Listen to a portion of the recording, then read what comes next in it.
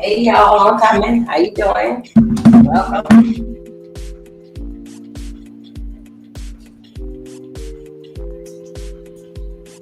Oh, shoot.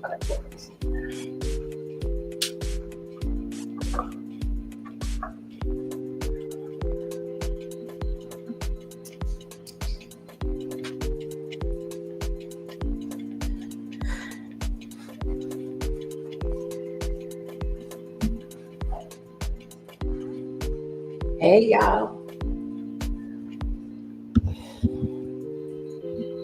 Happy Saturday.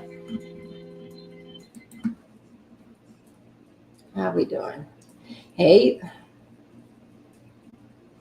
Instagram. What? Okay, that is right. Okay. Hey, you guys. Welcome. Welcome. Hey, now. Sitting outside, listening to the radio and having wine. Cooking on the grill. That is so good. Good. Let's see, could I fix this? I'm sitting here when waiting since 11 o'clock. Well, basically, like since 10 o'clock, that guy had got, what do people call it? Transportation taken to the store.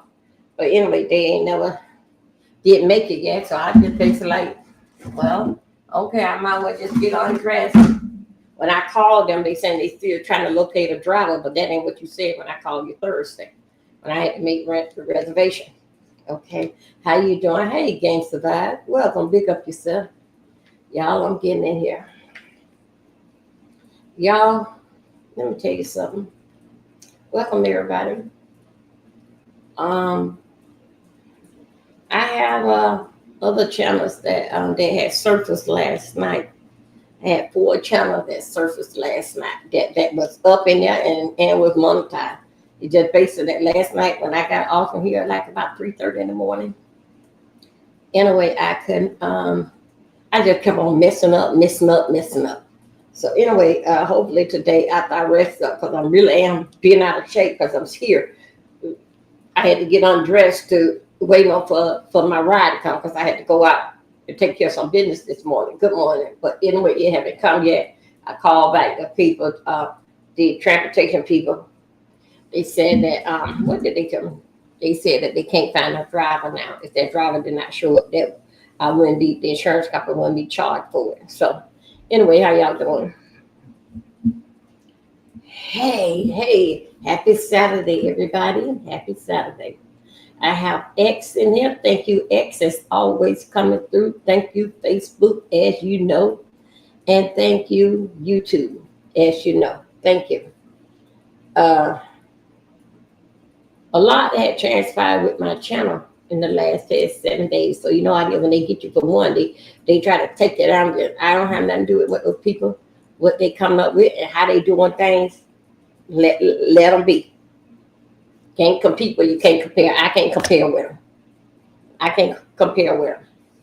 Hey there, Gangsta Vibe. Hey there, Self-Love. Hey there, X. Big ups to you. Y'all, we got to talk about something. I'm going to talk about Cassie Diddy. And the reason why I want to talk about Cassie Diddy, and also, too, I got this here basically, it's like an open panel. I have got this here as an open panel. All righty. So anyway, I want to talk about them. The reason why I want to talk about them is because to me, what don't make sense is not true. And I can give Diddy his cigars, and I can give Cassidy her flowers. Okay. Yes. Thank you. I just now, as I was getting ready to go, thinking I was going out to Walmart with transportation. I supposed to been ready at 11. I've been ready at 11 o'clock.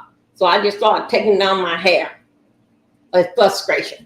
And I wasn't even ready to deal with it, but thank you anyway. Self-love. Okay, y'all. Let's go.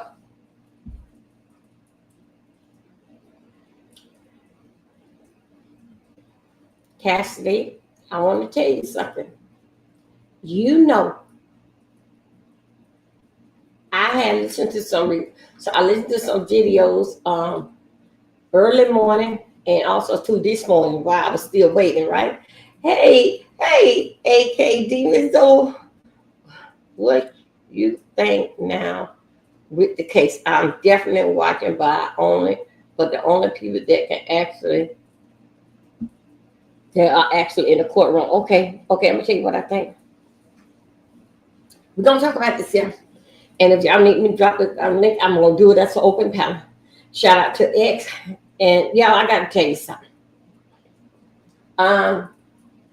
With the case, remember, Cassidy is not on the case. He is not being charged for domestic violence. If it was, both of them will be charged. Okay? They both will be charged. Yes, Cassie ass need to be locked up too when she had the baby. But no, that's what's in the case. With her pain and all what she had done, the abuse that she went through, okay, she got compensated for that for 20 million. Okay, she was asking for 30. They gave her 20 million. So okay, and they did that in no time, 24 hours. Also, too, Cassidy had got another 10 million from the hotel because that the hotel still seen on camera, and still no kind of whatsoever United Healthcare about time. Hold on a second, you guys. Hold on.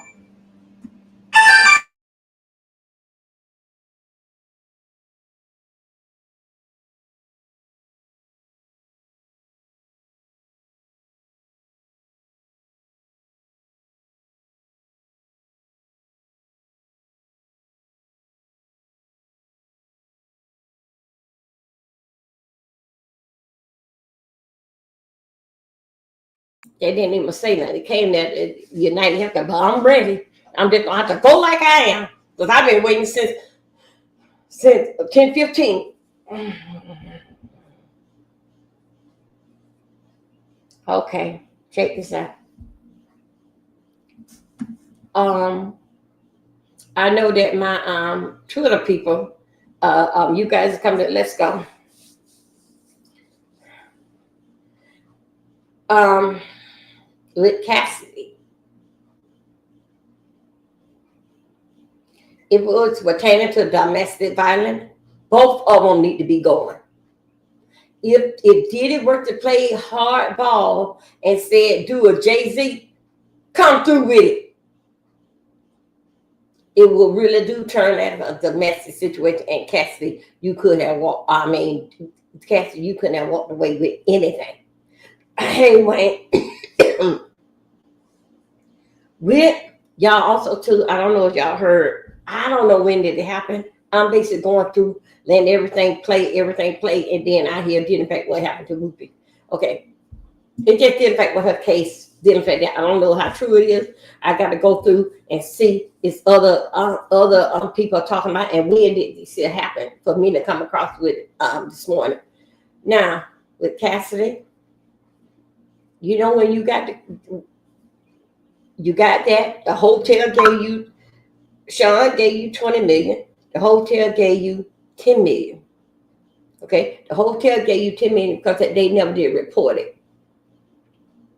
Even though what they have saw and what you said, they still should have did more than what they have done for you. So the hotel admit their fault, and they gave you up with that.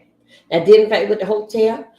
Yes, yes, I do. I see 100% on with the hotel. Okay, because he could have kicked you. He kicked you in your back with your kidneys and all this type of stuff, and everything basically on camera. And it was so bad, it was on camera. It was on all different angles. Didn't I tell y'all? I said, y'all, he may have gave Sean that tape. Didn't I tell you it was a company over a company basically watching them? But come to find out all them screens was on. And they took and they showed it in 4 or 5 different angles. Okay. Save from a camera, Cassidy. Because let's say that if the camera wasn't there, you wouldn't have gotten anything. Let's say if they was doing this case as like a domestic violence, you wouldn't have got anything. Okay. So basic didn't fight with Cassidy, yeah. Mm-hmm. And all because that he had went on ahead and settled that in 24 hours. That's why that you got the money. But if you were to deal with Jay-Z, where's her at? Drop her name. Where did it happen? All this type of stuff here. Mm-hmm. All this stuff here. You wouldn't have got anything. Maybe from the hotel. But didn't fight with domestic violence. I had told y'all. Woman to woman, I know that as a woman that we in the chat, we understand. Then in fact with a man, I told ex somebody last night, when a white woman is on a black man, she thirsty. She thirsty. Why are you here? And what do you want? Knowing that when you get to the family reunion, Uncle Bob gonna get damn drunk and gonna come out with that N word, okay? Now, what do you want? I had told y'all it was the lights, camera, action, the glitter, and all the fashion. I told you. Mm-hmm. Also, too, that's dealing back with Cassie. But no woman, that is what your feet cost you, Diddy, was $20 million. And then look what else that it cost you, your life. I'm telling you, it doesn't matter what color that you are. But right now, I'm gonna have to put my foot on my black brother's neck. Do what the white girls want you to do. Don't get in the bed with them. Because once they get a hold to that black law, they get damn crazy. They lose their whole goddamn mind.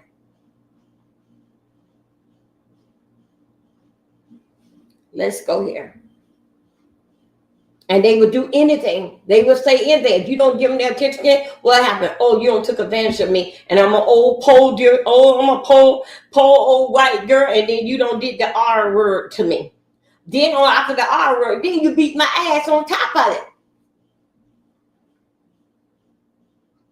Stay in your place and know what lane you're supposed to be in. There's so many careers gonna be lost in a thing like this here.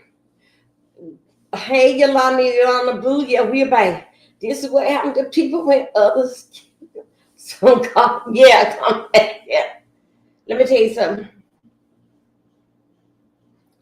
Cassie, you lied. Yes, I could say, yeah, you like the fame and the fortune. No, they could not hold domestic violence against him and you because y'all don't already decided, already don't took care of that. They basically want to know that how did he happen to kidnap you and get you into sex trafficking and all this kind of freaky stuff. How did he was able to do that? That's what you was up there for. How? It wasn't about the whooping that he had on beat. You got paid for that. His foot cost him. His foot cost him $20 million. Damn. His foot cost him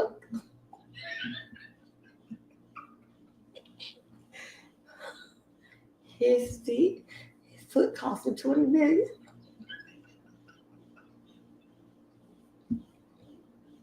But y'all is not funny, but hey, y'all. Anyway, okay, thank you. Y'all bless me because I've been under. My birthday next Saturday. I did my gift list. I'm gonna get it up here. Okay. Damn, that was so expensive ass damn kid.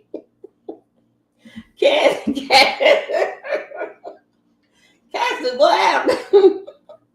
Cassie, how many damn field goals he made out of your ass? Also, Cassie. Oh my God, Cassie, listen to me. Girl, when you had that baby this weekend, early next week, I want you to think of your girl. Because Cassie, you still got some money out there. Listen to me. You sued Sean, but you didn't sue the bad boy of the bad boy, the company, the security guard, the one when they seen Sean push you over out the yacht and you had to drink up, were trying to drink up all that one and good thing. Shout out for that. Shout out for the white people. First thing they do, they teach their baby from the time they come swimming out the womb, the next swim that they have is to a pool. And Cassie, you had to swim to shore because he kicked you out of the boat. He threw. Well, no, they didn't say he threw you out of the boat, and you had to swim to shore. A good thing you know how to swim. That's not funny, but I just had to say that. Okay, here we go. Now, Cassie, I need you to listen to me, girl. Okay. You got money, the 20 million. Now, I can't protect the hotel, but you got 20 million. Did a situation that you enjoy. That stand for the camera, lights, and action. That's what you got 20 million for. Because you want to be there to hang on a black man. Did in fact with lights, camera, action. Who, like how you said, who would want to be with him? Yeah. Who would want to? He's Diddy, and he is, and this is what you said, Cassie. You said that he is higher than life. Really? Then give him back his damn money. Because your life don't mean nothing to you. All of a sudden now that when you went and got that, I'm 20 million for him. Now your life means something to you. But Cassie, really? Hold on, you guys. Hold on a second. Okay, I have to go like this. This light is getting to me. So Cassidy, you said that he was big. No, you said he was bigger than life. Okay. Well, Cassie, how big do you think that you are? Now, not only that you did whore and slut activity, you know you're in the worse shape than what you was before then. All right. Not only that the whole world know what you about and what you would do, what you was all about. You was in your 20s, girl. Every 20-year-old, when we leave the home, mama, our cooch is popping. Well, more than popping. You can hear the damn sound like you can hear the damn ocean.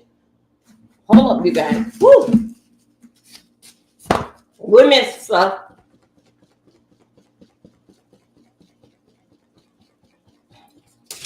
Okay. Casting. Now, with that 20 million, that 30 million, what you got? You said that you got up and you spoke for all women, okay? And self-driven. No, you didn't. You spoke for yourself because did all women did everybody? Let's see what them other girls that get. Let's see if they're going to conquer another 20 million from each one of them. You spoke for yourself. Because guess what? Out of all what you have said, and if you didn't say it, I'm going to show you what you should have said. Out of all the work that you have done, you ain't get no hit. You say you did 10 out and only one that came out. Then you went over there to a 102 Park, and you had a meltdown, a stage fright, and then Sean picked you up and them say, it's all right. I will make you better. It happened. Now, Cassie, I got to tell you, if you were doing it for everybody, how about you split up that money with all the girls that you were doing it for? Ones that was there, and one wasn't there. Ones that didn't come back, the little ones that were like, how about you split up that money if you were doing it for us? No, you didn't. You were doing it for yourself. You're doing it for yourself to say that. Now, didn't fight with the 10 million, I ain't going to take that from you. Because that hotel should have known better. But didn't fight that. Doing that, you couldn't do it for the culture. Maybe for your culture, but not for our culture. Because guess what?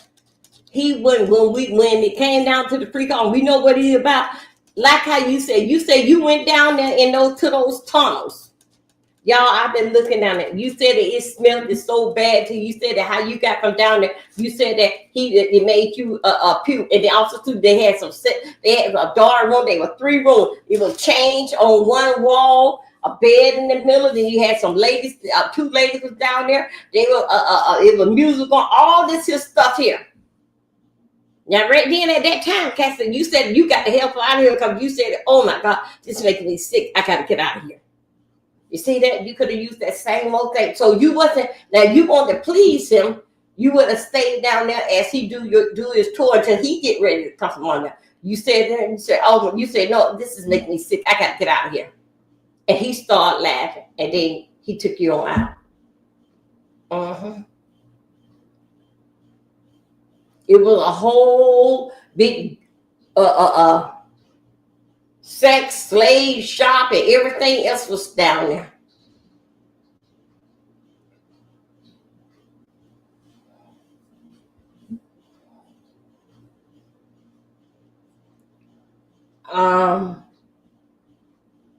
So in other words, Cassidy, right then at the time, you weren't forced to stay down there.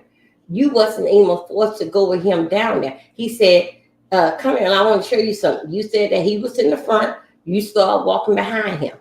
You said that basically it was 3 rooms down there, and then you seen all this here stuff. Ladies was against the wall. You seen chain belts and whips on another wall. You seen a bed. All these rooms had something different going on to it. And then you said that the ladies in there, they had on masks.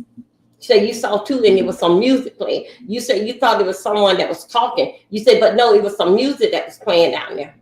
You said when you got there, you said it smelled so funky, so it wasn't no light. Oh yeah, then they had those lights down there. You said it smelled. You said you told him to. You said I want to get out. I want to go. And he started laughing, and he basically took you on out. So Cassidy, we do know for sure. You know how to say no. Let's go back on here with the lights, camera, and action. Cassidy, you want to be there. After that, you know that you had made 10 albums and only one that had came out. Then what you was hanging around for? It was the light, camera, action. Because you didn't have no money. Because you said that he didn't pay you for nothing. Cassie, yes. Yeah, but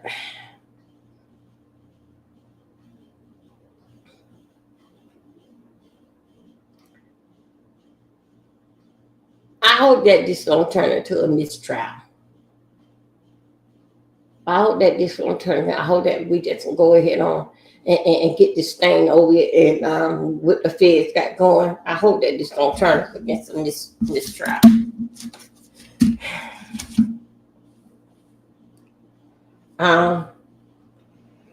Cassidy, you also too said the words that you, because you was into the thug life. You said that you had to carry his firearm. Also too that you had said that you would take his you would kill him, take his life. Yeah, you had got thuggers. You thought that you was your mind was that y'all was the mafia, the black mafia, and y'all name was Bonnie and Clyde.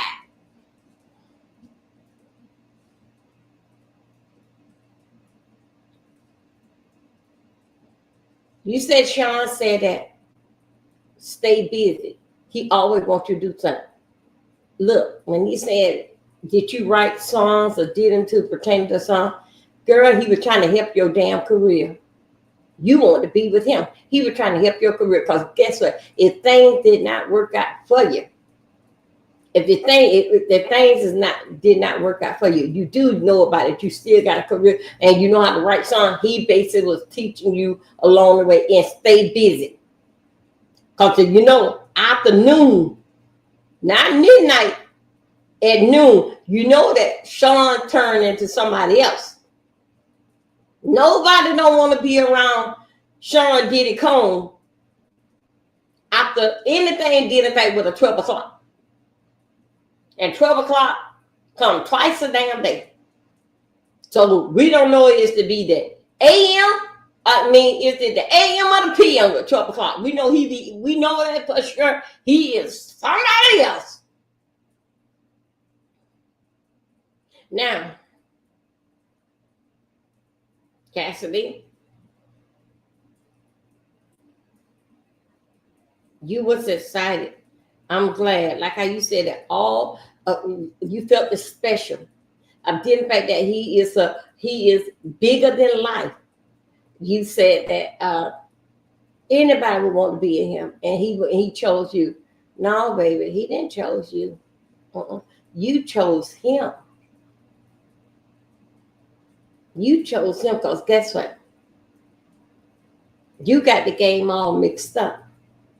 When if you seen that what it was about in a year or so, and I don't believe it was a year or so, or 2 years before he started going upside your head. Because remember now, you was young, 22, and you was a dum dum. You was young, so you can't tell me it took a year or two before he started knocking on their head. You like his child. You old. You younger than his kids. I think except the girls. No, I don't think the girls was born yet. No, the girls wasn't born yet. You chose him. Because guess what? If you didn't, you could have walked away because you did that. And that showed when you were down there in that tunnel, when you did that, oh, I got to get out of here. That showed one thing about your character. You could have left the whole time. Just that little bit right there could have said that he didn't have no screen, tie, no bar, all this type of stuff will hold you back. You could have left anytime. Because basically when he went down there to show you that damn dungeon with all that they do down there, you said, "Ooh, I got to get from down here. Oh no, I'm leaving." And then he started laughing, and then he brought you on out. Those were your words. I've been covering this here. Basically, it's 2 weeks, but my trial day started last week when they was picking the jury. That's why you will see me. I'm saying day 10. But Cassie, you could have left a long time ago. You were trying to trip up a damn black man. And guess what? You and J-Lo is in the same boat. Neither one of you can sing or damn dance. Both of you were just alike, wanting to be around there with the lights, camera, and action.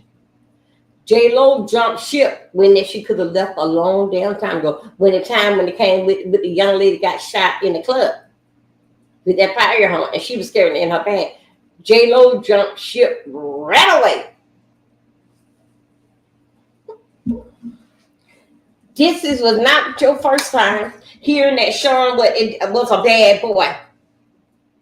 Only thing that you said he was bigger than life, and why did he chose you? Well, you want to be a part of it, right? This is how we get down. This is how we get down here. And you still don't have no hit song. So I hope that the acting career basically work out for you. The baby, you guys are having a baby boy. Congratulations. And Cassie, everything will happen. Even with the sores in your mouth. Even with your body wasn't healing. You were doing because you know that's what he wants. But when with the sores all in the mouth, that's what he wants. Did y'all kiss in the mouth after the healing? And how long did it take the healing in your mouth to go away? How long did all the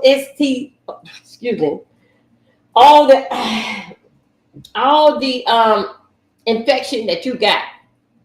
How long did it take all that to heal? You said that I would have a freak. I know, I can understand that your first year, yeah, we say all kind of hoochie text message. I'm gonna message to it. So that's what we want. That's basically what a guy like, hey babe, I'm thinking of you. What time you be here home? I'll be waiting for you. What you want for dinner? Don't worry about it. I'm gonna surprise you with something. So I understand that your first 2 years. Well, matter of fact, your first year. After the second damn year, baby, those don't go on out. I mean, we won't send them letters like how that we did when we first in our first year. But into our second year, things is starting to slow up. Just thinking of you, boo.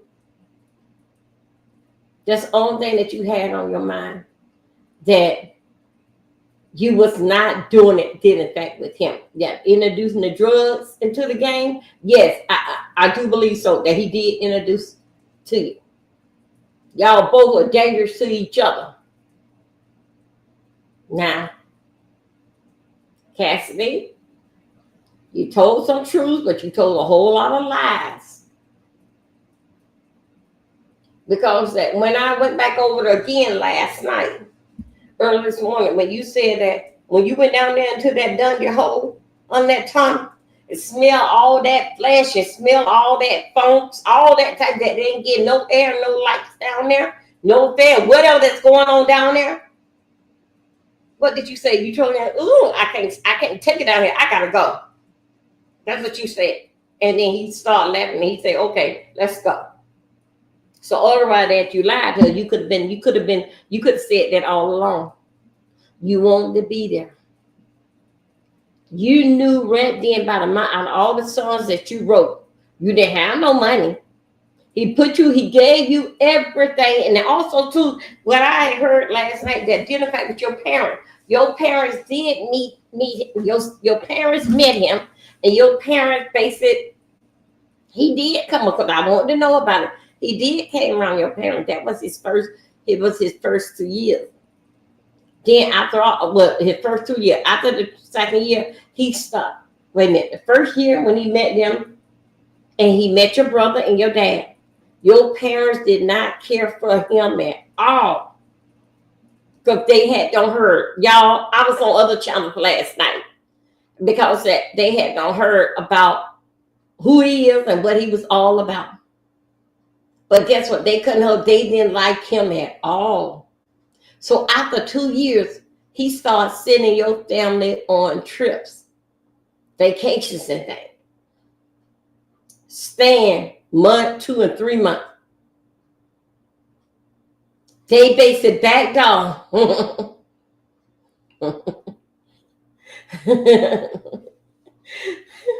So that basically backed him off, didn't fact with that. Okay, he loves my daughter. He said, but your parents did not like him at all. Your parents, as I was out there in the streets, your parents had told you no, they ain't gonna never approved of it.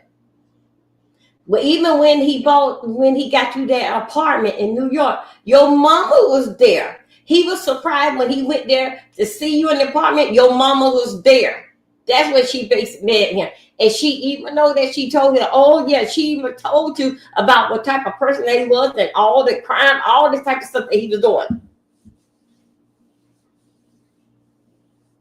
In custody, and that was before birth.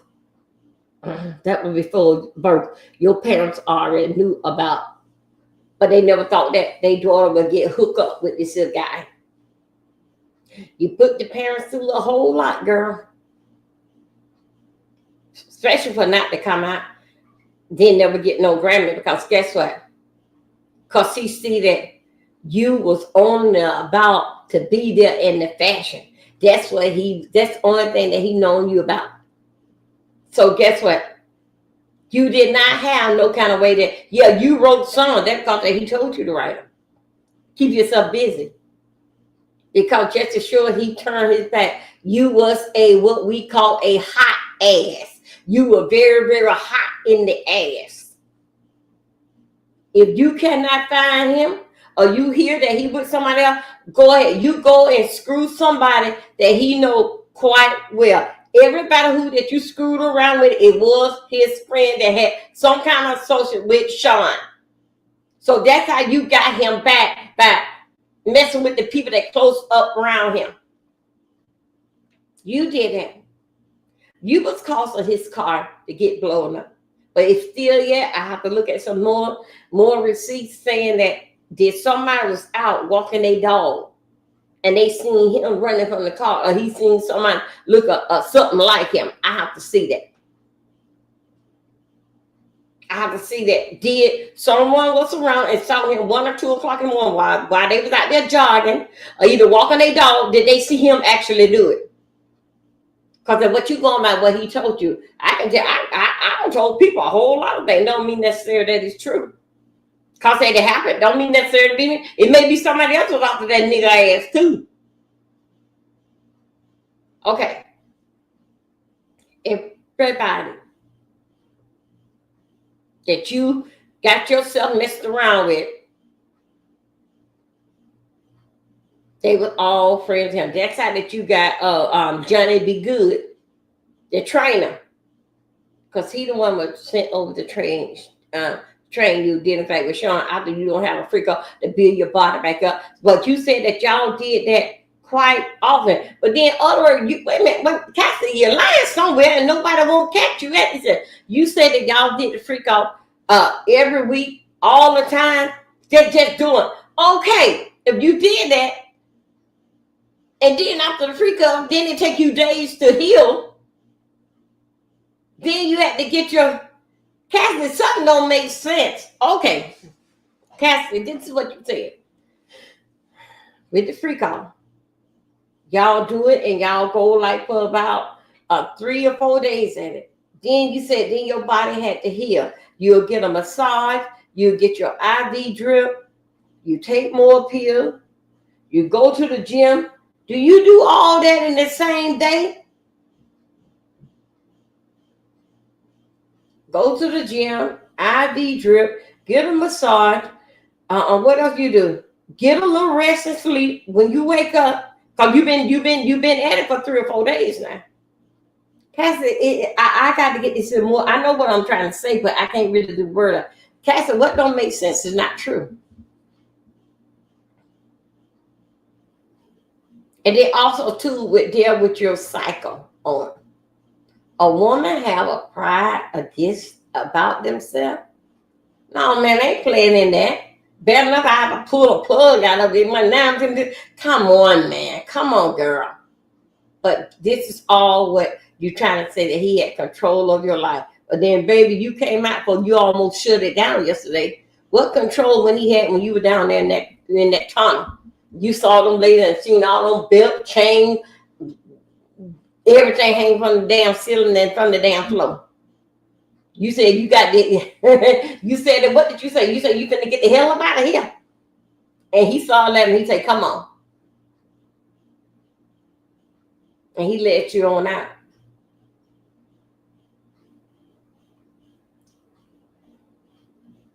When it come down to this week, when both parties, like how that they said, she said that he liked to watch men with her.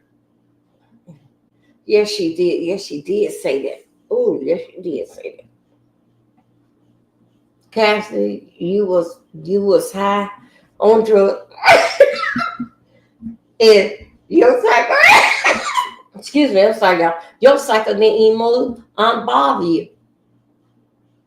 It didn't bother you.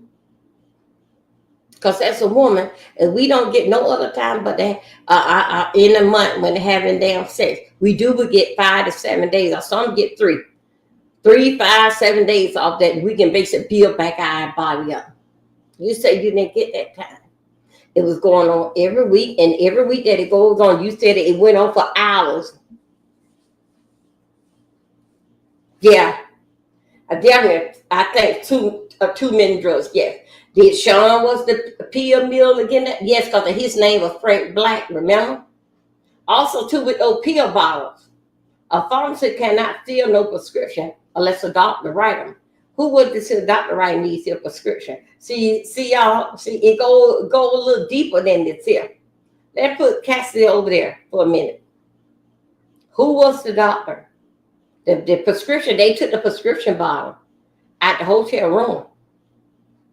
And they said Frank Black. Well, then we need to go and check. See, we need to go to this doctor and see, because this doctor tell us who Frank Black is. And you better not lie, doctor. I had did something last night. Me and X was doing some with his Twitter. We were doing some deep dive last night. I want to know, I was sort of kind of confused about with these Tootsie Rolls. I thought so the Tootsie Rolls would pertain to he had a little penis. And then I had to start Googling right here with X last night. Tootsie Roll basic sample, he got a little peanut, but then in fact with most sex thing that's going on, they use Tootsie Roll. Anyway, y'all can basically like Google go. That's how I had got to it last night. We talked about it last night on X. About the Tootsie Roll, because I was getting sort of kind of, because first thing I was laughing, I was like, Sean got a penis size of a Tootsie Roll. Then I had to go out and say, wait a minute. Because that when they went into their hotel room, they had when they went into the hotel room when Sean came down, and that's when the feds, the marshal them had got his ass right upstairs. It was a lady in the hotel room. They had got her ID, and they also too they had after that he know what was going on. Either they had them did a freak off or they were getting ready to do a freak off that night. But anyway, what they done? Okay, y'all. It was saying that it was something, the Tootsie Roll. Y'all, I know, man. I was like, Tootsie Roll. When they went up there into the hotel room, right? At the Hyatt, they said that they said that it was a bag of Tootsie Rolls there. Y'all, they said it was a bag of Tootsie Rolls that they got from there. It was IV pumps. It was condom. It was. That is oh, yeah.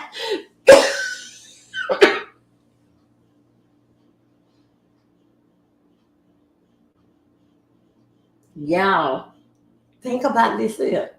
I'm going somewhere with this here. Tootsie Roll. You remember how you go Tootsie Roll? You know how you? Okay. Y'all got to come. Yeah, we gonna get a little nasty. Tootsie Roll.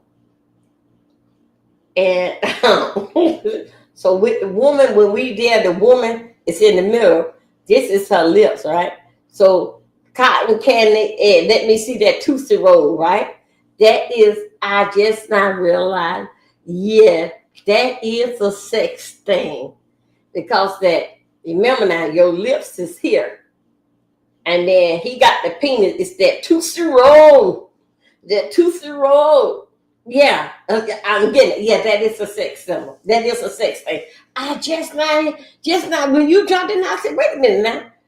And then I started putting in my mind, Wayne, see, sorry, Wayne. Wayne, go and see, Google and see what it said, did effect with the Tootsie Roll. Mm-hmm. Yeah. When you look at, you remember that they was slide. Oh my God.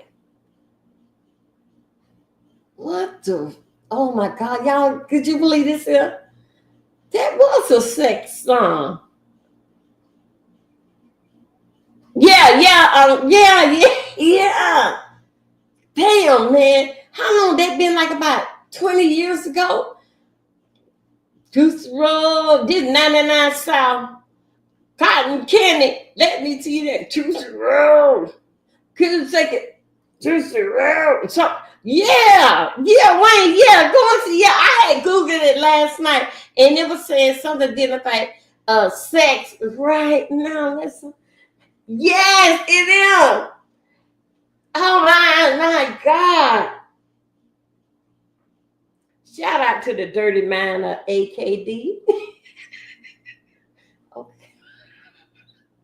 Yeah, now it makes sense. So when I looked at it last night, it was saying something. It's a sex object. Like Tootsie Roll stand for a sex object dealing with a man penis. It was on Wayne will come back with it. So let me see that Tootsie Roll. Oh my God. What a nasty. Damn.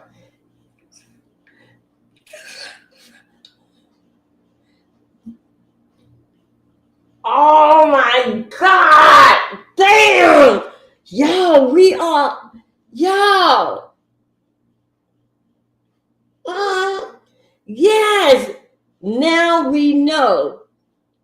Yesterday, when they kept saying Tootsie Rolls, I thought they were saying, P-U-S-S-Y, a bag of P-U-S-S-Y. I said, wait a minute. So I kept on reminding, listening to T. I said, wait a minute. No, she said Tootsie Roll. It was a bag of Tootsie Rolls, y'all. It was Tootsie Rolls in the bathroom. They found it in there by the Tootsie Roll bags of them bags. That's how Tootsie Roll. It's like that. Oh shit! And all the right then, me and X was on the damn case. I said, y'all, I got to get to the bottom of these here Tootsie Rolls. I won't eat another damn Tootsie Roll no more in my life. I mean, oh my God. God. Yes. When Wayne come back, shut up. Wayne, when you come back, Google that, what it said, that you can Google it, and Google will tell you about the sex thing, identify with the penis, and it will tell you identify with the penis, doing that with sex. A penis is known about being, it like a sex thing that they call the penis as with Tootsie Roll, and then they put them in their mouth, and then the woman puts it in her mouth, and she do what she got to do. But y'all should be around there, should be sick, because them Tootsie Roll is more sweeter than cotton candy. Pure damn chocolate, sweet. So anyway, damn man, isn't that something? So Cassie, yeah, you could have left a long time ago. Because you said it. You said it when y'all went down there in that tournament. But okay, let me tell you something here. When they said, I have not, when it come down to bodies coming out, I have not seen no breaking news that down there in them houses it was bodies that they were pulling out. To me, like it was like it was body, like it was like dead bodies. No, I didn't see them. And I've been watching this case because y'all remember I told y'all I've been watching you nigga. I've been warning your ass. Sometimes didn't think with Tupac. I've been warning your ass. Damn, that Tootsie Roll song makes sense now. Yeah, if you Google it, it's something pertaining to sex, identified with the Tootsie Roll, and it'll tell you something about what is a woman is called, doing a Tootsie Roll. Oh my God, yeah, last night, yeah, we did it last night, but it's a sexual thing with the Tootsie Roll. Okay. Cassie's parents didn't like him, did not approve him. They've been knowing him. No, did not know him, but know him didn't affect with his lifestyle. From the time even before Cassie was born. But they never thought that they was on a thing that he was she said that she was trying to hide drugs, that she was on drugs. She didn't want her parents to find out that she was on drugs. No, baby. Your parent knew that you was gonna do it because that goes along with the industry. See, you didn't play with your damn parent. But all them knots and bruises. Cassie, you said that you told your mom to take that. I thought it meant that his PP was he was no. Yes. If y'all got a second gadget, Google it what it means. Cause why you gonna have a room full of with that? If I got a small penis, that penis based it on me. That don't mean all these niggas in here that got small damn penis. If that's the case, then you should be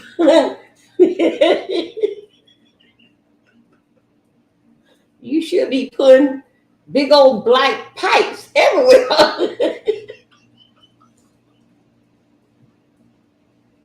You should have pipes, logs, and everything laid out here. Now don't look bad that you can carry a lot of little Tootsie Roll into in a damn Ziploc bag. Come on, somebody. Oh, wait a minute. I looked it up how to do that. No, Wayne, Google it. Gonna tell you something. What Tootsie Roll, putting that, what do Tootsie Roll mean? And I'm doing sex, and they're gonna tell you what it means.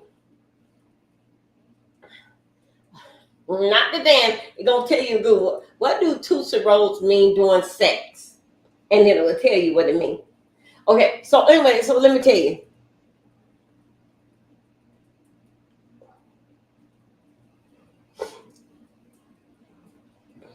You said that the abuse, your parents knew that it was abuse in it, and you and your parents basically was sitting up there that set did it, but Diddy signed himself up when he got hooked up with the damn white girl. As you know, nothing ever did come out when he was with a black chick. Cause you know what, Kim Porter, your mom, he cut his behind here down to broke the a vein or something. That's how bad she. He's still having a problem with it that he can't really like move the hand. His hand will go how Kim poured in. So it was sort of kind of different. Let me here I go. Oh, the definition okay. So it was sort of kind of different. Cassidy, it was different. You wanted to stay there. Your parents knew that the fact that you was there, and your parent was not. I don't know what Wayne put in. Okay, so your parents did know, and you know it because that's what you said, Cassidy. You got me feeling like that you Ike and I'm Tina. You know what the deal was. It was the same thing. The same thing. It came along with the industry. Came along with the industry. You said that you were trying to get off when he tried to get off. You wouldn't let him get off because you said, come on, let's do another freak off. Y'all both were dangerous to each other.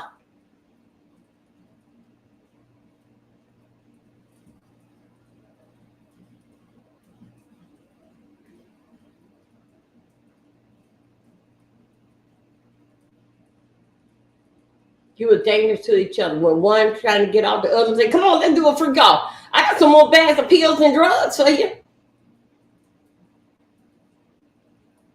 No man, a woman that he cherished, gonna see his woman lay up with anybody else. That's why that when it coming down to a relationship, the wife always be the last one that damn know. Always be the last one to know. The wife hear about that her husband did this, that, and other. Look at allegedly with T.G. Jakes and his wife. You think so that he would have been around there for his wife to see that he don't took off his damn shirt? Well, she been looking at that damn disgusting ass shit over 30, 40 damn years or so. Really?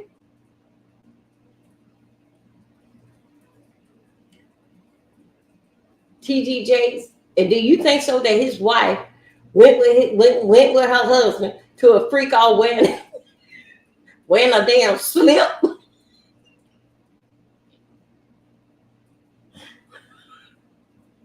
Really? No. That's his wife. He cherished his wife. You are a hoe. I don't think much of your damn ass. Just be here, bitch. And you keep this dog chain or whatever around your neck and just around here and bark like a dog or whatever. You think so that actually now his wife got to sit back in the corner and listen to get their day in court, what they said what her husband was about and what he was doing. Do I think so? T.G. Jakes was in there with Diddy, in there for Diddy can love him with a feeling.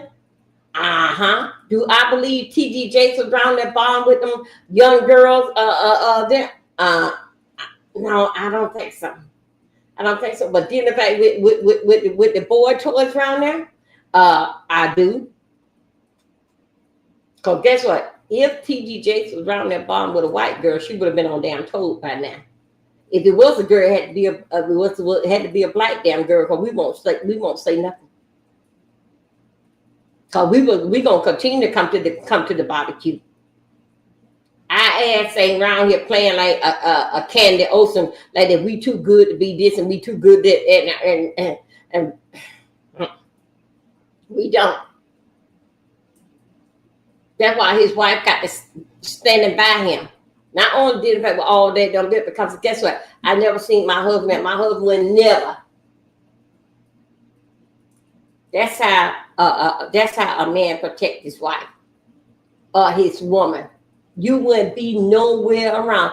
And another thing, Cassie, when a man is fooling around on his woman, If he don't have no damn respect for you, he gonna fool around with the woman right in your same damn town, if it ain't on the other damn street or on the street that you on. That's how much that he think of that the relationship. But a real live man, real woman, he got to drive some miles for to see her.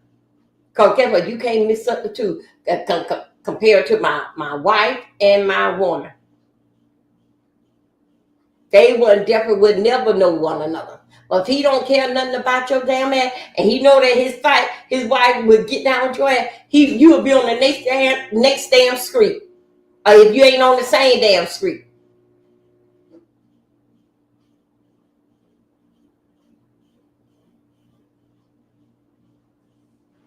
That's how much respect that a man would give to his woman. Now that's his woman. That ain't his wife. You ain't gonna know nothing about that damn wife. And you cannot ask him nothing about his wife. That's why I separate y'all, so y'all won't have to run in. So me and you can feel good going into Home Depot and doing stuff. And me and my wife can feel good about going out to dinner. We don't have to run into your damn ass. Cassie? Girl. Remember now, you got that money, dealing fact with that when he kicked you in your back, when he was doing that kicking on you. And then the hotel gave you that. Okay, you got it. Go do something. Take care of those babies and take care of yourself. And don't you stop being into a drug program. Because you is not through with Diddy. You love him and you still do. You still do. And something tell me this fact that your parent base was part of this. Yes, they will. Yes, they are. For identifying with for you to sue Diddy with this and write a book and all this stuff. But it's still not gonna heal the reputation, but that you put on yourself.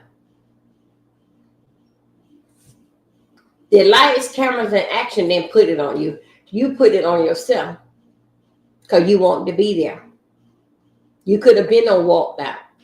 Did the fact that you said it last night when you went down there and did that done your whole see what was down there. You said, "Oh my God, I can't take this. I'm out of here." But you can still that man ain't love you not at all. Y'all around that did you sometimes like with a thrash. Sometimes a baby would get it in the inside, and somehow another it start coming on, or somehow another didn't fight with the sores, because they're gonna be in before they comes out, especially like didn't fight with the mouth. You and him were kissing one another? No, he didn't kiss you. He probably saw you, nasty ass. He didn't. Then you came out here and said you were jealous of Kim. You said you want to be his. You remember now. I seen pictures with you and him and Kim went out. You was Kim's friend, not his woman. Kim was walking away from all of that. You can have this here. Because I know I don't cut that nigga and let him know that I don't play that mess. They were, for what I understand, that they were right there in front of the Beverly Hills Hotel. Her and Sean were fighting in the car. The driver got out the car and said, "Yo, cut out, y'all right here in front of the hotel." They said that the driver said that the car was going like this. They were fighting right in front of the Beverly Hills Hotel. Then he said that. He said that all of a sudden, he said, "Y'all cut down. Y'all right in front of the Beverly Hills Hotel." He said that when the car stopped rocking, guess who stepped out the car? It was Kim. Had did a love got to do with the moment. Wait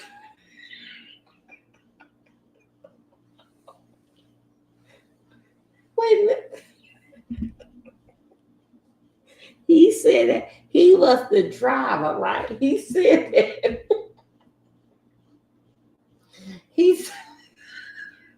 Y'all, watch this. Hold up, wait, I'm gonna wait a minute, hold up.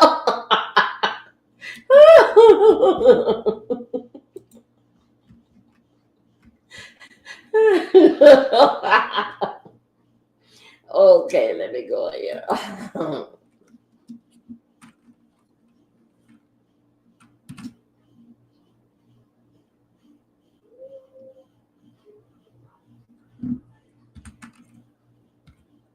think it was.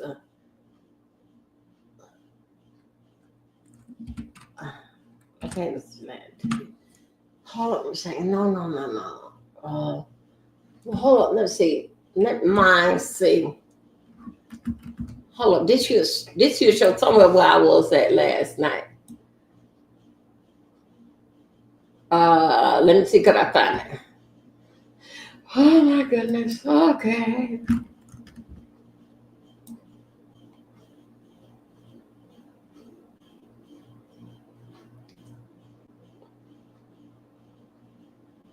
See, could I find it?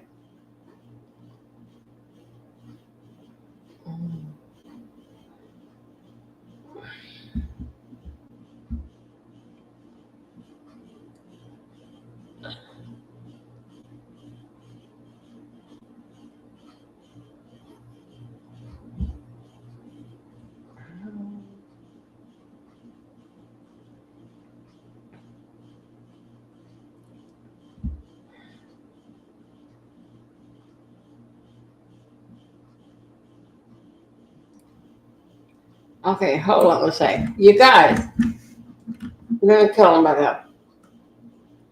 Y'all, how did they spell that black, that, what is that, Vrab, so would it be Vab TV? Y'all, yeah, yeah. Well, how did they say it? Vab TV? So with a V. Let me tell you. Wait a minute. I was on there last night. Let me see. Yeah, Vab. Yeah, there we go. Watch this here. Here we go. Uh,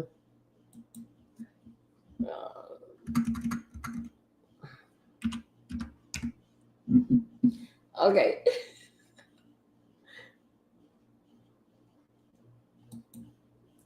I'm gonna find them. I'm going to find here.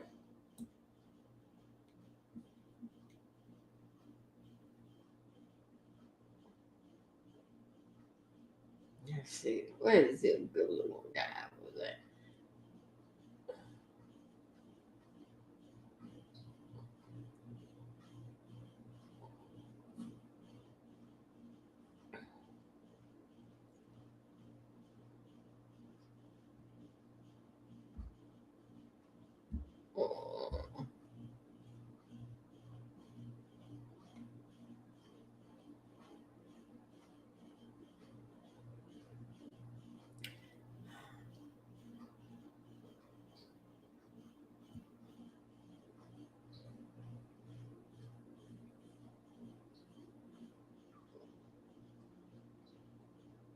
Hold on a second. Let's see, is this a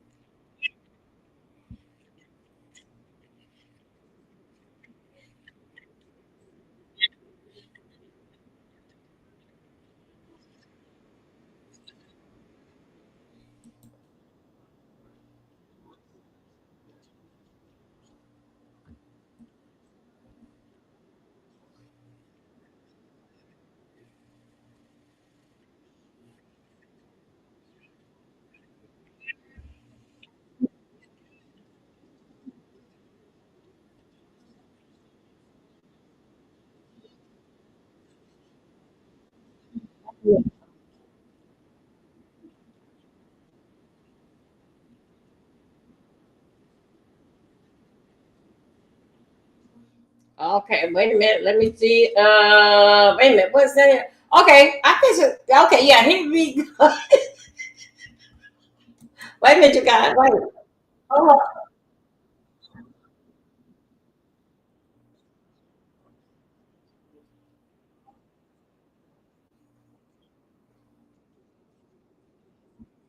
okay, okay, here we go. Just go. Let me try to get you. let me get y'all up here. Okay. Yeah, okay, wait a minute. Okay, you okay. Let me that sounds good. Oh my goodness. Share the screen. Share the screen. I'm gonna share it with here. Here we go. Y'all. Hold up. Here we go. I couldn't make this up. This is what I heard last night. What happened into the Beverly Hills? Here we go. When Kim had the baby. Oh. My duty was to sit there to make sure the nurses didn't take pictures and different things like that. And Sarah, they might be so close as maybe a month and a half as far as birthdays is concerned. Okay. And she got pregnant right after Sarah Chapman. Okay. And she flipped out when she found out that Diddy had another baby on the way. She flipped completely out. Like the kids wasn't even allowed to see each other. Oh. You know what I'm saying? It wasn't until years later, I'm gonna say maybe, I want to say maybe like 5 years, 4 years later, where she allowed the child to come over with the other kids and stuff. Because at first she wasn't having it. Were you around Sarah Chapman though? Yes, I know Sarah. Okay. I wasn't around her. I didn't really get around Sarah until she had the baby. Okay. And once she had the baby, they went to arbitration court. Me and Puff flew out there and he went into a tantrum. And Sarah is a very quiet, timid, around the way girl.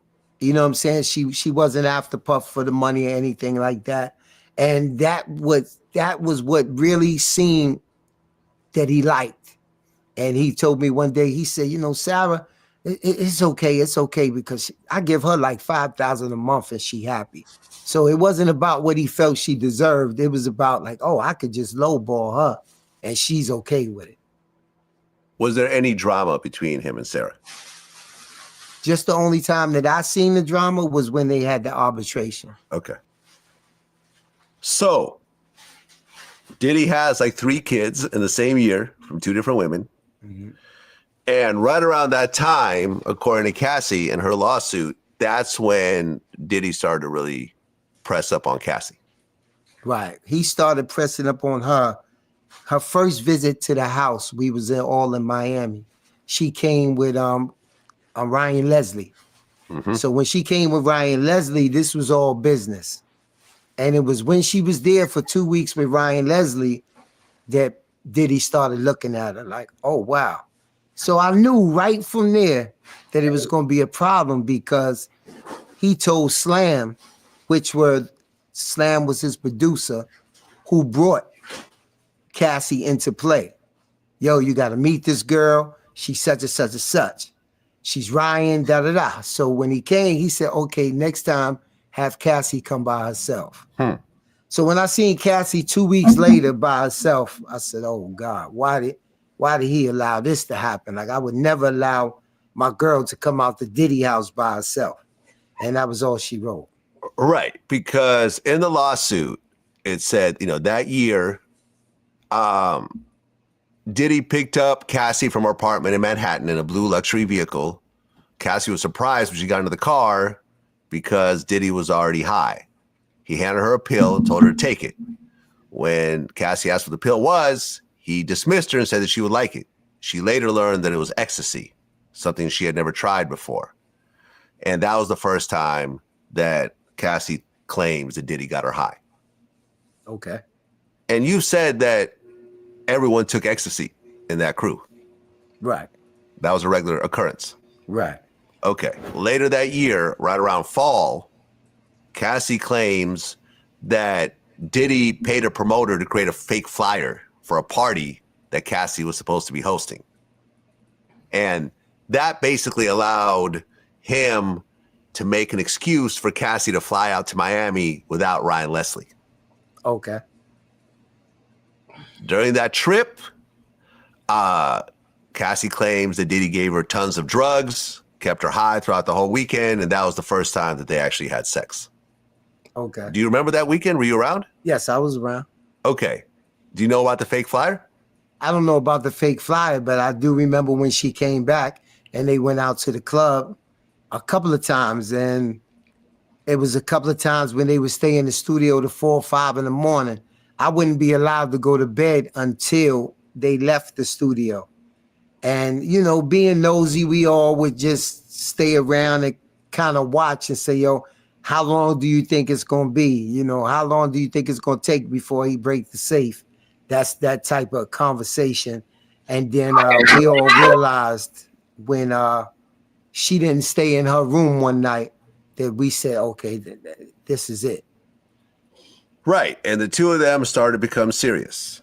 Right. He bought her a car. He got her an apartment in Manhattan that was walking distance to his Right. apartment. And she said that when he first showed her the apartment, her parents were there.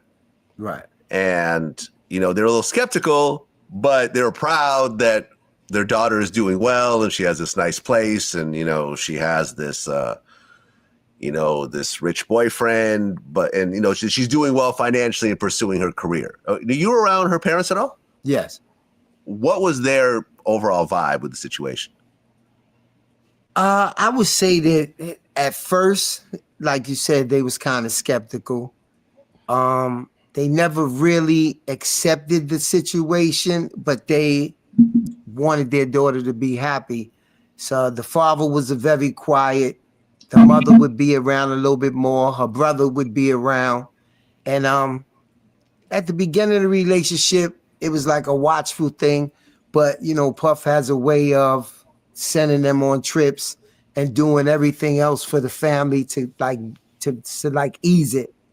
So everybody accepted it after, I would say, around a year or two. It was just a regular occurrence. Okay. And she claimed that Diddy lavished her with designer clothes, jewelry, everything else like that. Yeah, she didn't want for nothing. Yeah. But he did everything. Wasn't nothing allowed to be in her name. Oh. Her show money, nothing. Everything was funneled through him. And he was managing her as well, right? Yeah, he was doing everything. It was Yeah. a one-stop shop. Got it. If you wanted to book her, because I was booking Diddy at that time for a lot of parties, so people would also come to me for Cassie.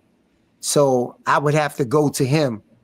And it seemed like $10,000 would be enough for somebody who just only has one single. But he would turn down a lot of the parties. And I started to begin to think he didn't want her to be successful.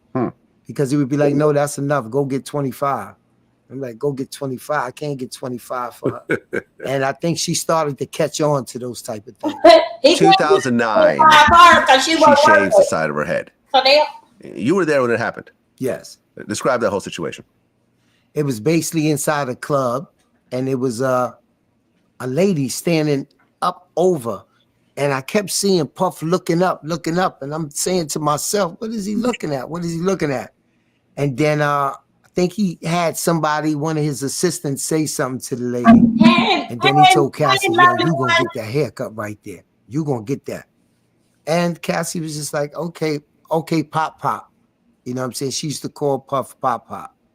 And she said, okay. And next thing you know, the next day, if I'm not mistaken, his personal barber, Curtis, was the one that cut her hair for that first time. Okay. And she wasn't against it. It wasn't forced or anything else like that, right? Damn. I don't know what happened in private, if she was rebuking it or not, but I know that next day she got that haircut. Well, I remember during that time, it became a trend. You'd go to the mall and see black girls, white girls, all with the side of their head shaved. And yeah, she became a trendsetter. It became such a big thing that nobody ever looked at it as controlling. We looked at it as a brilliant marketing move. Yeah. Okay. Well, that same year, Cassie got breast implants. Yes. And originally she got D cups, Right. which with a girl that small, I mean, I've met Cassie before. Right. You know, I didn't know her, but I've ran into her. I've had brief conversations with her. Mm-hmm. She's a relatively small girl. D cups on a girl that size is a little bit silly. Right. But who ultimately she did decide to get the D cups. When she got home, Puffy was upset. Right. And she had to go back and get C cups. Okay. I remember that specifically because she had to wear things where she couldn't pick up stuff. So I used to have to help her out the car and pick up her bags and things like that because she was wrapped up. Here's another one of my channels. Okay. But when he told her go back and get them redone, was she upset? I didn't know. I didn't know if not, because my job was she just went back. I didn't have that conversation of whether she was upset. How long after the first breast job did she go back and get the second? If I wanna, don't hold me to it. It was so long ago for lab, but I would say a couple of weeks. A couple of weeks later. Yeah. Okay. Well, you described at one point that she was almost like a crash dummy for Diddy, where he would just have her do stuff. And yes, I felt that way because that's my channel. She was a child. She was a kid. She was manipulated, and she was with one of the most powerfulest men inside the business. And if anybody could get us somewhere, it would be Diddy. You know what I'm saying? So when we would be around her, he would say, yo, she's going to blow up. She's going to do this. She's going to do that. Yo, I need her to work with this person to that person. So he would put in the work as if he was trying to help her. But if you sat back and watched it, you would say, no, he's trying to control her. That year, there was an incident in a New York City nightclub where I guess a guy walked up and tried to talk to Cassie. Loved it. Right. And Puffy got upset. Right. What happened? He smacked the guy. Okay. And we was outside the club, and then they came rushing him out. And I was like, yo, what happened? He was like, yo, man, he just smacked you. We got to the house. By the time we got to the house, we was there for about a half an hour.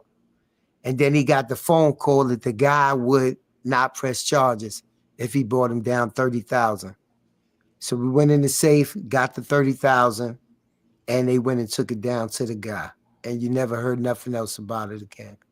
Okay. And that same year, another situation happened with Diddy's personal chef. Right, Jordan. Jordan Chiton? Chiton, yeah. Jordan Chiton. How long has she been Diddy's chef at that point? She had been Diddy's chef altogether. I would say Jordan stayed there about 3 years. And this happened around almost on her way out the door. So she had been his chef for about 2 years at that particular time. Okay. And from what you heard and saw, what happened? From what I heard specifically from her, you know what I'm saying? He put his hands on her. You know, she said that he was very upset at her because she wouldn't let the cleaners inside the Alpine house. Puff used to live in Alpine, New Jersey. And she was there and she was looking out for the twins. Even though Kim had nannies, she trusted Jordan just to like be her eyes and ears. Like, let me know, make sure that they treating her a certain way, make sure the kids is good. So it was a time that the house was really messy. And they had sent over some from the office. The office controls everything. So they sent over some people to clean the office. She'd never seen it because she was used to Mexican people coming over to clean the house. So when some black people came there, she wasn't sure if she should let them in or not. So she didn't let them in. So then the nanny came over and asked her to make some coffee. And she said she didn't know how to make the coffee. And then she said out of nowhere, Puff just stormed into the kitchen and was complaining about her, talking about her, got in her face, put his hand on her forehead and started pushing it back. And if you know Jordan, you know that Jordan ain't gonna let a man just put her hands on. So she said, don't put your hands on me. One thing led to another. And with all his might, he pushed her out, flung her out the door. And she fell on her ass and she fell on her knees. And that was the last time I seen Jordan And I actually didn't even know. Everybody was talking about it the next day. But I was like, for real? She just quit out of nowhere? So I never really knew why she quit. But with everything that's going on with Cassie, she reached out to me and she said it's really, really, really bothering her. Like it brought back all the trauma and everything that she went through with Diddy, who was always screaming at her, yelling at her. And the fact that he put his hands on her, that it was kind of driving her right now. Yeah, I mean, the story I heard was he threw her out like on Fresh Prince. Yeah. You know, the way Jazz would get thrown out the front door, it was like that, I heard. Yeah, that's exactly what she said. It's crazy. Yeah. But if you know Puff, when it comes to women and it comes to his workers, that's not the first time. You know what I'm saying? His exact words to me one time said, watch me make her cry. Oh. You know what I'm saying? Watch me make her cry. Not even her Pacific. He had another chef who he had made cry. And I remember, I think her name was Danielle. And she cried and she told me, she said, I'm going to call my father, Bonds. And she was getting ready to call her father to come talk to Puff. And I said, don't call your pops. I said, you know, get yourself together. He didn't put his hands on her. He just was screaming at her.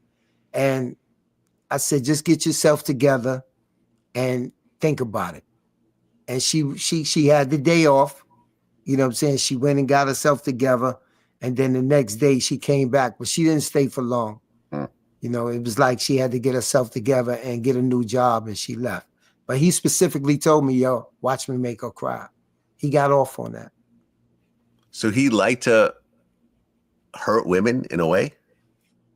I don't know what was wrong with Puff. I think it was his power. He felt like if women bowed down to him, it would show his power. By 2010, you know, like I said, Diddy already had one apartment for Cassie in New York, but he went and got her another apartment in LA, which is about 5 minutes away from his house.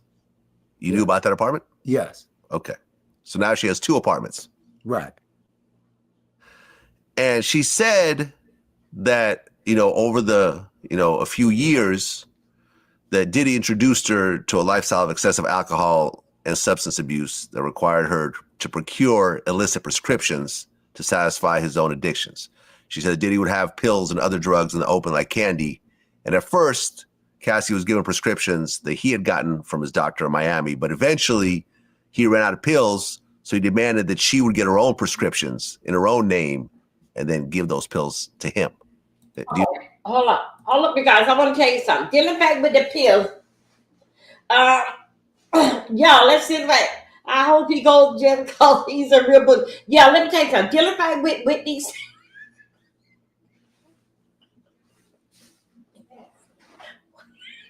Wait a minute. Y'all, wait a minute. Y'all, let me tell you something. I forgot last night I was able to get into my other channels and also too on this one here. And I was able to drop down and sneak in there, and I had to change it for it to be based in the comedy, nothing but comedy. That's why I didn't put no blogger, no news, I put nothing but comedy. So anyway, yes, I was able to do it last night. So let me tell you something.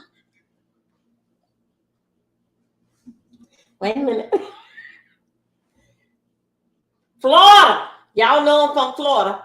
Florida, back in 2010, yeah. Florida the one that changed the game. We was known as the pill mill. We had a lot of pain management. A lot of them was wrong. I mean, people was coming from, they was taking this here place where they call like over there, like coming from Mississippi, Orlando, like it was I-75.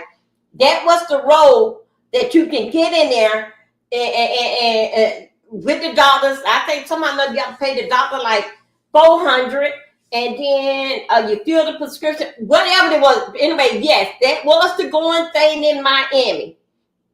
And there was a lot of people that supposed to have went back, like it would come with a car, it'd be 6 of them in a car. Every last one of them can go in there. You didn't need no appointment. The line be all wrapped around the building. Yes. be all wrapped around business. And I'm going to get y'all one of these days. We're going to go very, very soon. Hopefully this weekend or later on the night. That we're going to do the pill meals that was in Florida.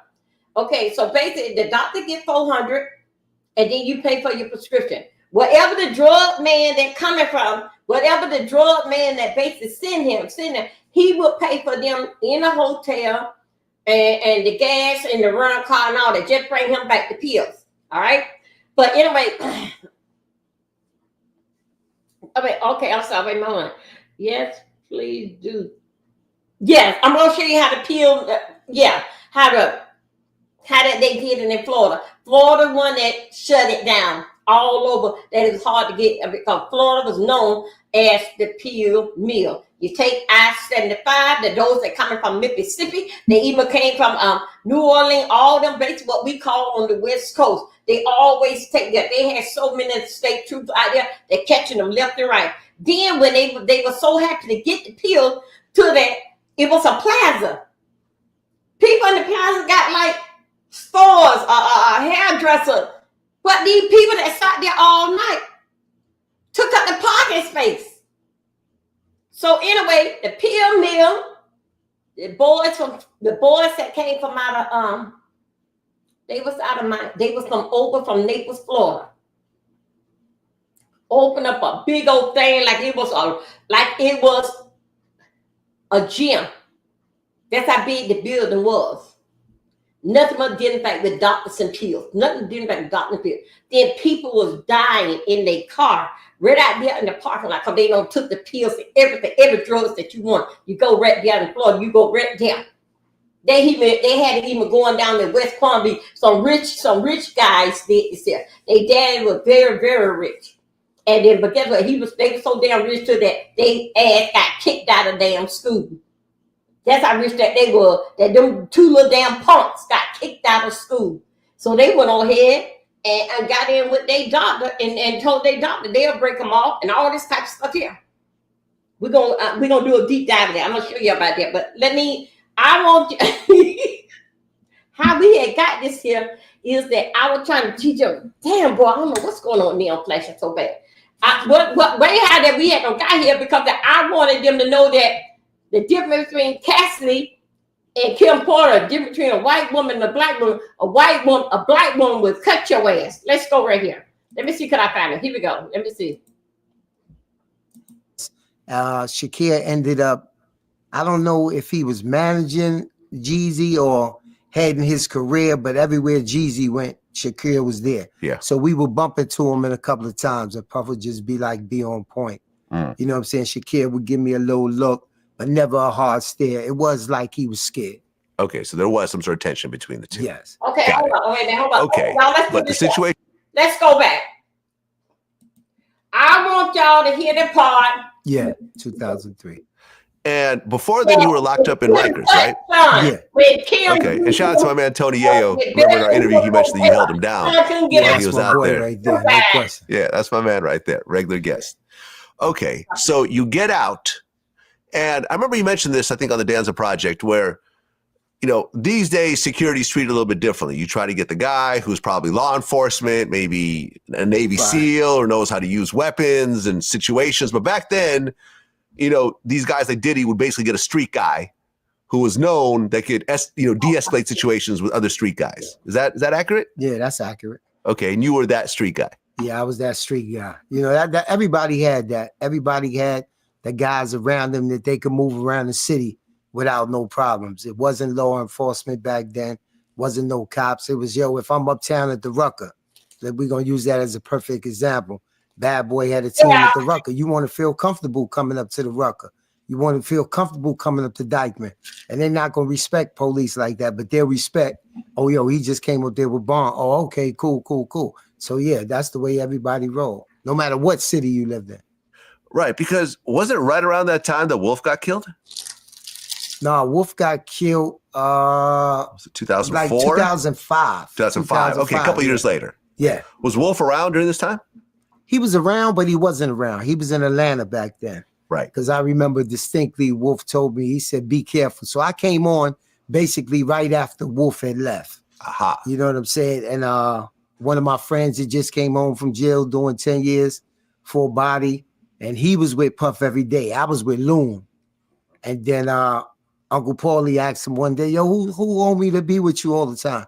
He said, that's my man Barnes, yo. They did the homework and it came back authentic. And he was like, yo, tell him to come through. And that was the last. Ever since then, I've been there. Right. And Paulie was officially Diddy's head of security. Right. Paulie was the head and Wolf was the head.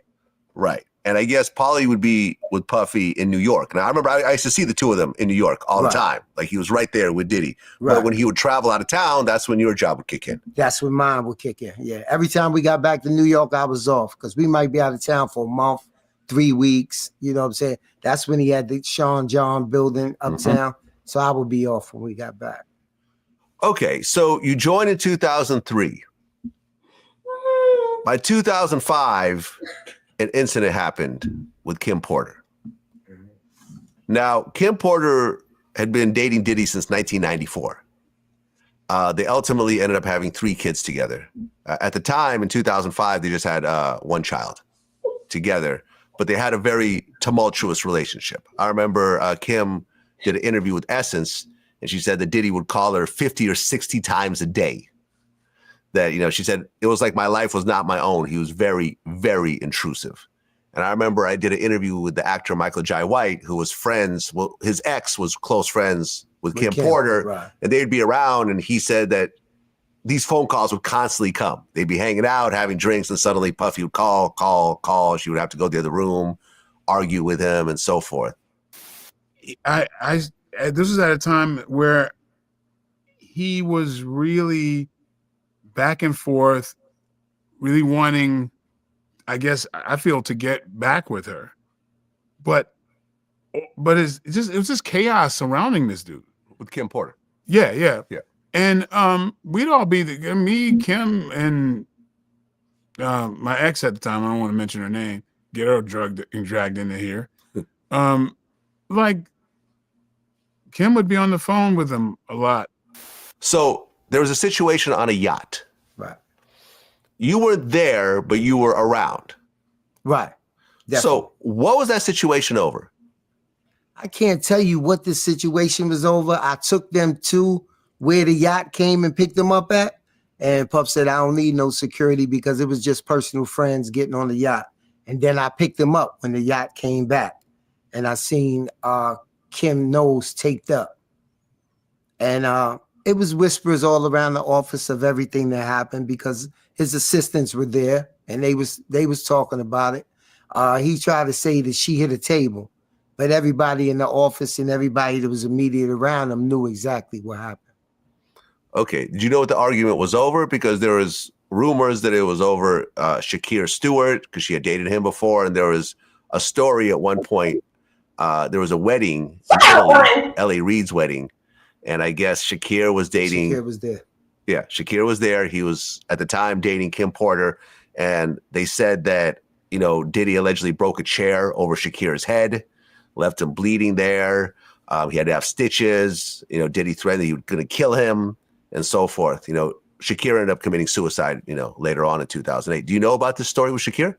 I know about the story with Shakir, but I can't validate the hitting with the chair. I know that he definitely had a situation with him because Shakir ended up, I don't know if he was managing Jeezy or heading his career, but everywhere Jeezy went, Shakir was there. Yeah. So we would bump into him in a couple of times and Puff would just be on point. You know what I'm saying? Shakir would give me a little look, but never a hard stare. It was like he was scared. Okay, so there was some sort of tension between the two. Yes. Got it. Okay, but the situation happened on the yacht. And Diddy allegedly punched Kim Porter in the nose. Right. And her nose was broken. When you picked them up, when they were leaving the yacht, how bad a shape was Kim Porter in? Kim was basically just quiet. You know what I'm saying? You could tell she was sad. It wasn't like somebody was supposed to look when they came off a vacation on a yacht for a couple of weeks and stuff like that. And she had some tape over her nose.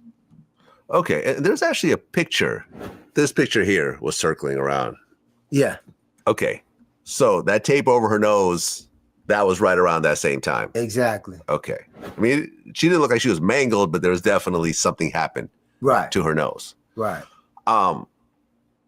There was stories that Puff had flown in a plastic surgeon or something like that. You know anything about that? Yeah, he definitely did.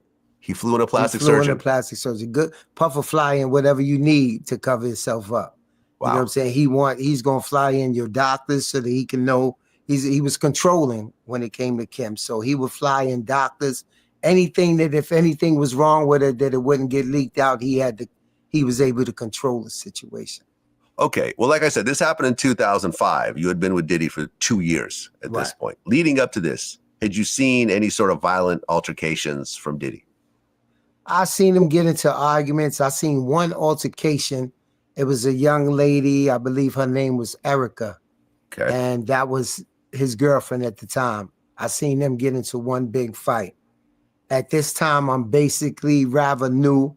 You know what I'm saying? So I didn't step into the situation, but the situation also didn't escalate to stomping out or beating up. It was basically an argument that turned into a smack, and then they went upstairs. So he smacked her in the face? Yes. Open hand? It wasn't closed hand. Yeah, it was open hand. Okay, how did she react when she got smacked? She was very timid, and she worked for Sean John. So being that she worked there, it was but so much she could do. And they was together for quite a while. Now, this was the first situation that you knew about between Kim Porter and Diddy, but it was not the last. Right. It wasn't the last. How many fights did you see, physical fights, did you see between Kim Porter and Puffy? I seen 3. 3? Yeah. Okay. And that's the first one? That was the first one. Name me the other 2. The other 2 was one time when we went to Kim's house and Puff was banging on the door. The rumors were that she was inside with a guy and he was like, yo, we not leaving here until I get in this house. And I was like, yo, it's 12 o'clock at night, Puff. What are we doing? He was like, yo, she's in the house. So about 1:30, 2 o'clock, I looked at him and said, yo, we're going to get locked up sitting outside because we was in Toluca Lake. Yeah. And he was going around to every window trying to get in and everything else. So the next day when they got together, they went into the room and I heard some tussling and stuff like that. I didn't actually see what was going on, see what was happening. And then it was another time that I explained earlier that we were at the Beverly Hills Hotel. What type of argument they got into, I don't know. But he said, yo, get out the car, Barnes. And I got out the car. And next thing I knew, I seen the car rumbling, shaking, this, that, and the other. So then I opened up the door and said, yo, we in front of the Beverly Hills Hotel. So then Kim got out the car. She fixed her hair. And she said, yeah, like I said, she said, I want to explain. Put your hands on me again. And you're going to have to explain this scratch that I'm about to put on your face. And wait a minute, y'all.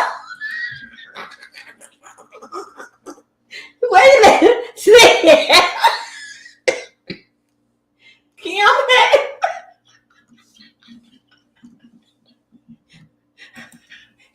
y'all.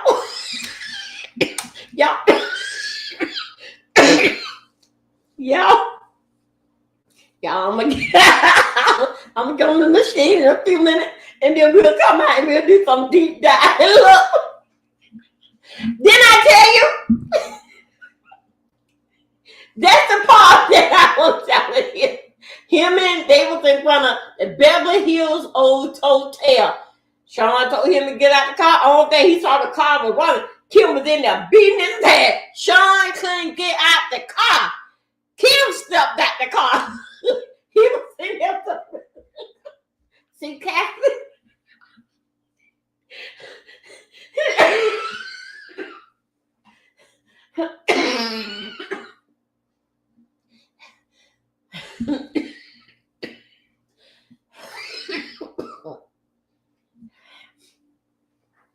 Okay, y'all.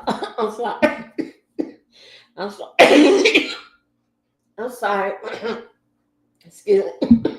I had to go and take a treatment. Yeah. Yeah, like Tina got that car Yeah, Sean couldn't get out the car. See, Cassidy, that's what we was talking about. That's what a real woman do. She put it on his ass. No, you want to go around here. I want to please Sean. No, that's what I was telling you. You could not please him. You pleased him by doing that trick. He would have got a black woman against the because she would have beat his ass. Like how she told him, now you put your hand on him again, you gonna talk about how that scar got on you. Uh-huh. That's what happened. I told y'all it was coming out. But I didn't know I went so far in the video. I'm sorry. I didn't know I had to. Y'all, domestic violence is not funny, but y'all, come on. I'm just. Okay. Cassie don't got paid for her pain. But if you were to know how to say it, no. Because let me tell you something, girl. When she took you down there in that tunnel or that dungeon or that hole, and with three rooms in there, and it was smelling like this, that, another. Funk, piss, ass, shit, and let's do it goddamn again in a few minutes. What did you say? Oh, get me from down here. I can't take this. I got to leave. You could have left the whole time. You see what happened? And what did Sean do? Sean started laughing and took you from out of that damn dungeon and that tunnel of that damn hole. Then you got all bad. Then you said, Cassie, oh, I would kill you.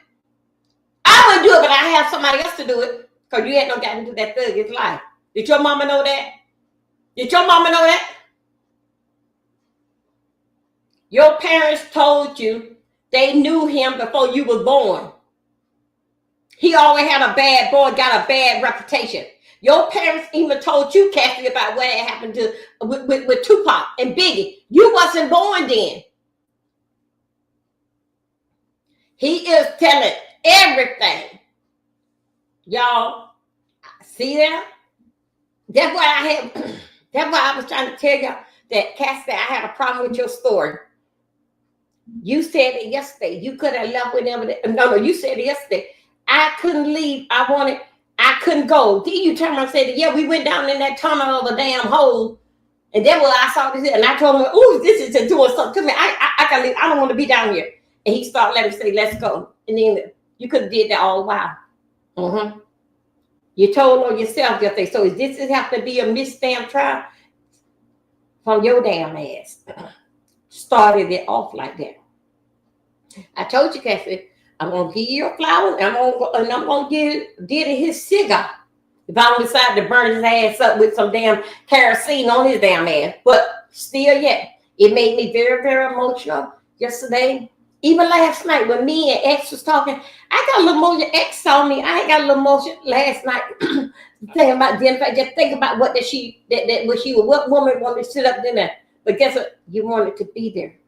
You said you want to be there. Cassie, you said he was bigger than life. So your life then developed with all the damn diseases that you had got. And you still got some. Okay? You could have been walked off. You could have been walked off. Then Kim beat his ass in the car. Did Kim beat Ike ass in the car, Cassidy? Answer me, girl! Ooh, child, my God, today. Let's continue with the bodyguard of Sean's. Kim knew how to. Kim got to the point where she wasn't going for it. She wasn't having it. She knew that if she at least fought back, that it was a chance that she could leave a mark on him. And if she left a mark on him, he had a lot of explaining to do of what that mark was about.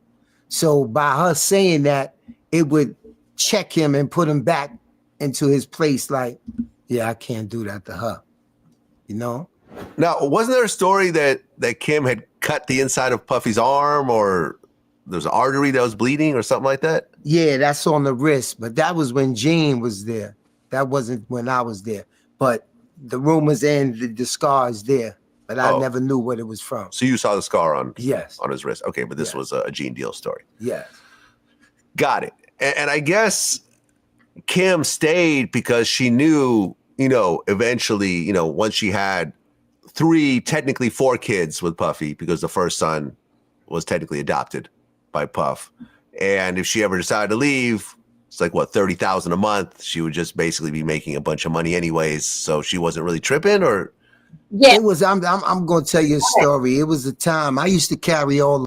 Okay. Y'all, she received the money, the 10,000 last week when the jury was being picked. She received the 10,000 last week from the hotel. She ain't somehow know she didn't cash the check yet, but yes, she did.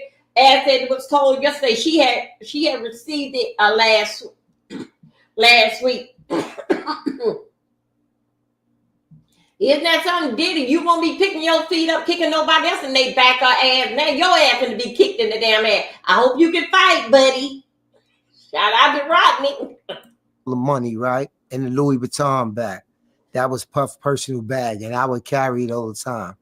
And it was one time that we was in the LA house, and I guess Puff pulled out the money without remembering that he left condoms inside the bag. So when he's showing his money, I guess the condoms came out. And the next thing I heard was, Bonds, pick up the phone, pick up the phone. So I pick up the PA system. Yo, come to my room, come to my room. And he said, yo, would you tell Kim that you carry the bag and you carry the money all the time? I said, yeah. So would you tell Kim this is your condoms inside of it? I said, damn, Puff, I left the condoms in the bag. My fault. I said, I'm sorry, Kim. And she just looked at me with a funny look. You know what I'm saying? And then we went out, I walked out the room, and Kim came about 5 minutes later. And she said, Bonds, both of you motherfuckers gonna go to hell. I said, what you talking about, Kim? So she said, both of y'all gonna go to hell. She said, I know that ain't your motherfucking condoms in that bag. And she distinctly said to me, she said, I go for this shit because I will allow it. She said, remember, I got 4 of them. And then about 3 minutes later, Puff seen that she was talking to me. He said, yo, what she say? I said, she said, she go for this shit because whenever she get tired of it, she wants you to know she got 4 of them. I said, what she mean by that? He said, yeah, she damn sure do got 4. And then that's when I officially knew that Puff had adopted Quincy, because I counted on my fingers. I said, the twins, Christian. I said, oh, he must got legal custody of Quincy. So that's what she meant. She had 4 of them. that situation happened on the boat. And that same year, Cassie met Diddy. Yeah. And she was 19. He was 37. She had just independently dropped the song Me and You with Ryan Leslie.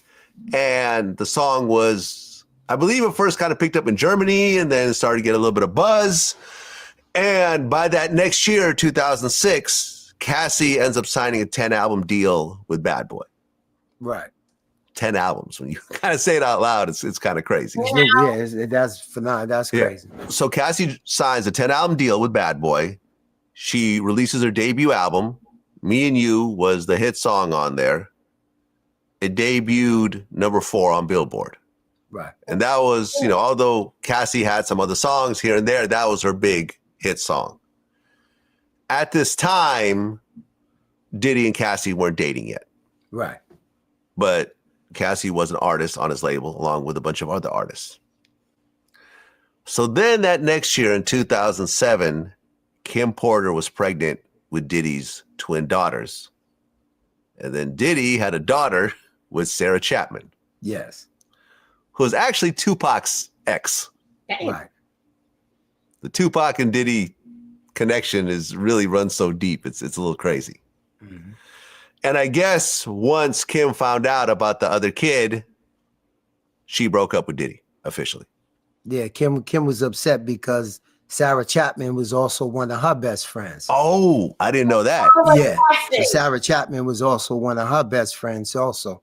So she was really upset about that. And she said that she drew the line. So Sarah Chapman, child, because I actually guarded the twins when they were in the hospital in Mount Sinai when Kim had the baby. Oh. My duty was to sit there to make sure the nurses didn't take pictures and different things like that. And Sarah, they might be so close as maybe a month and a half as far as birthdays is concerned. Okay. And she got pregnant right after Sarah Chapman. Okay, and she flipped out when she found out that Diddy had another baby on the way. She flipped completely out. Like the kids wasn't even allowed to see each other. Oh. You know what I'm saying? It wasn't until years later, I'm gonna say maybe, I want to say maybe like 5 years, 4 years later, where she allowed the child to come over with the other kids and stuff, because at first she wasn't having it. Were you around Sarah Chapman though?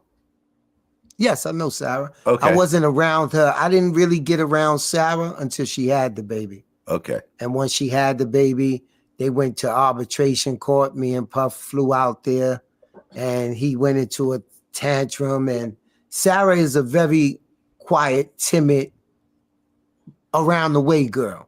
You know what I'm saying? She wasn't after Puff for the money or anything like that. And that was what really seemed that he liked. And he told me one day, he said, Sarah, it's okay because I give her like $5,000 a month and she happy. So it wasn't about what he felt she deserved. It was about like, oh, I could just lowball her and she's okay with it. Was there any drama between him and Sarah? Just the only time that I seen the drama was when they had the arbitration. Okay. So Diddy has like 3 kids in the same year from 2 different women. Mm-hmm. And right around that time, according to Cassie and her lawsuit, that's when Diddy started to really press up on Cassie. Right. He started pressing up on her. Her first visit to the house, we was all in Miami. She came with Ryan Leslie. Mm-hmm. So when she came with Ryan Leslie, this was all business. And it was when she was there for 2 weeks with Ryan Leslie that Diddy started looking at her like, oh, wow. So I knew right from there that it was going to be a problem, because he told Slam, Slam was his producer, who brought Cassie into play. Yo, you got to meet this girl. She's such and such and such. She's Ryan, da-da-da. So when he came, he said, okay, next time, have Cassie come by herself. So when I seen Cassie 2 weeks later by herself, I said, oh God, why did he allow this to happen? Like, I would never allow my girl to come out the Diddy house by herself. And that was all she wrote.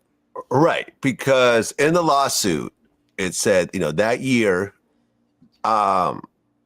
Diddy picked up Cassie from her apartment in Manhattan in a blue luxury vehicle. Cassie was surprised when she got into the car because Diddy was already high. He handed her a pill and told her to take it. When Cassie asked what the pill was, he dismissed her and said that she would like it. She later learned that it was ecstasy, something she had never tried before.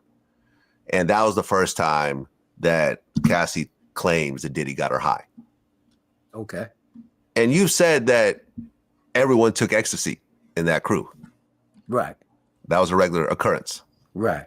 Okay. Later that year, right around fall, Cassie claims that Diddy paid a promoter to create a fake flyer for a party that Cassie was supposed to be hosting. And that basically allowed him to make an excuse for Cassie to fly out to Miami without Ryan Leslie. Okay. During that trip, Cassie claims that Diddy gave her tons of drugs, kept her high throughout the whole weekend, and that was the first time that they actually had sex. Okay. Do you remember that weekend? Were you around? Yes, I was around. Okay. Do you know about the fake flyer? I don't know about the fake flyer, but I do remember when she came back and they went out to the club a couple of times. And it was a couple of times when they would stay in the studio to 4 or 5 in the morning. I wouldn't be allowed to go to bed until they left the studio. And, being nosy, we all would just stay around and kind of watch and say, yo, how long do you think it's going to be? Hey, y'all. Wait a minute. Y'all look. Shut up, Wayne. Y'all know this did fact with Cassidy and every woman that was around Sean. Every woman that was around Sean, either he got a baby for them or not. Do you know they broke up with him and they always were with somebody else because they Sean have a little penis. Now, y'all, those of you just coming in the room, we went on ahead and had got it together what the song mean about Tootsie Roll. Okay? So, thank you, Wayne, thank you. Yeah, the Tootsie Roll, bags of Tootsie Tootsie Roll. Every woman that Sean had got, every woman that was with Sean, they went and got somebody else. The Tootsie Roll, cotton, how we did cotton candy, something like that. Let me see that Tootsie Roll, y'all. The Tootsie Roll is the Tootsie Roll is like, you know how it is, like with me right here, and these our lips here, and then listen to the song of the Tootsie Roll. Okay. We went and did a deep dive in for those of you that just coming in. We did a deep dive in it. Yeah. Okay. Thank you. So this is for entertaining purposes. Yeah. Cotton candy, sweet as gold. Let me see. The Tootsie Roll is, if you Google it, I don't know what way, but if you Google it, you can Google what do Tootsie Roll mean in a sexual manner. That song as the Tootsie Roll, even y'all, when y'all see the children do it, oh, Tootsie Roll, to the left and to the right, and deal with it. Y'all, that was, yes.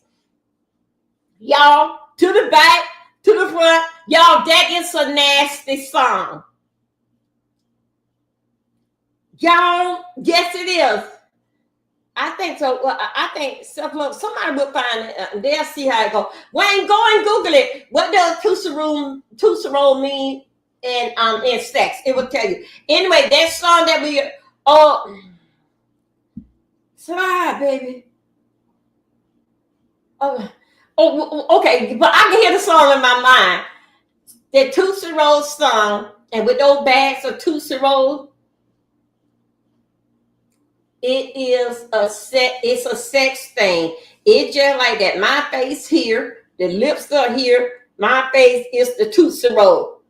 Slide, baby, slide to the left, the right, the front, the back, and dip with it. That is what the Tootsie Roll is. Now back to class. I hope we have learned something today. Here we go. You know, how long do you think it's going to take before he breaks the safe? That's that type of conversation. Right. And then we all realized when she didn't stay in her room one night that we said, okay, this is it. Right. And the two of them started to become serious. Right. He bought her a car. He got her an apartment in Manhattan that was walking distance to his apartment. And she said that when he first showed her the apartment, her parents were there. Right. And, you know, they're a little skeptical, but they're proud that their daughter is doing well and she has this nice place. And, you know, she has this, this rich boyfriend, and, you know, she's doing well financially and pursuing her career. You were around her parents at all? Yes. What was their overall vibe with the situation? I would say that at first, like you said, they was kind of skeptical. They never really accepted the situation, but they wanted their daughter to be happy. So the father was very quiet. The mother would be around a little bit more. Her brother would be around. And at the beginning of the relationship, it was like a watchful thing. But, you know, Puff has a way of sending them on trips and doing everything else for the family to ease it. So everybody accepted it after, I would say, around a year or two. It was just a regular occurrence. Okay. And she claimed that Diddy lavished her with designer clothes, jewelry, everything else like that. Yeah, she didn't want for nothing. Yeah. But he did everything. Wasn't nothing allowed to be in her name. Oh. Her show money, nothing. Everything was funneled through him. And he was managing her as well, right? Yeah, he was doing everything. It was a one-stop shop. If you wanted to book her, because I was booking Diddy at that time for a lot of parties, so people would also come to me for Cassie. So I would have to go to him. And it seemed like $10,000 would be enough for somebody who just only has one single. But he would turn down a lot of the parties. And I started to begin to think he didn't want her to be successful. Because he would be like, no, that's enough. Go get 25. I'm like, go get 25. I can't get 25 for her. And I think she started to catch on to those type of things. 2009, she shaves the side of her head. Yeah, Brown this. You were there when it happened. Yes. Describe that whole situation. It was basically inside a club, and it was a lady standing up over, and I kept seeing Puff looking up, and I'm saying to myself, what is he looking at? What is he looking at? And then I think he had somebody, one of his assistants, say something to the lady. And then he told Cassie, yo, you gonna get that haircut right there. You gonna get that. And Cassie was just like, okay, pop. You know what I'm saying? She used to call Puff Pop.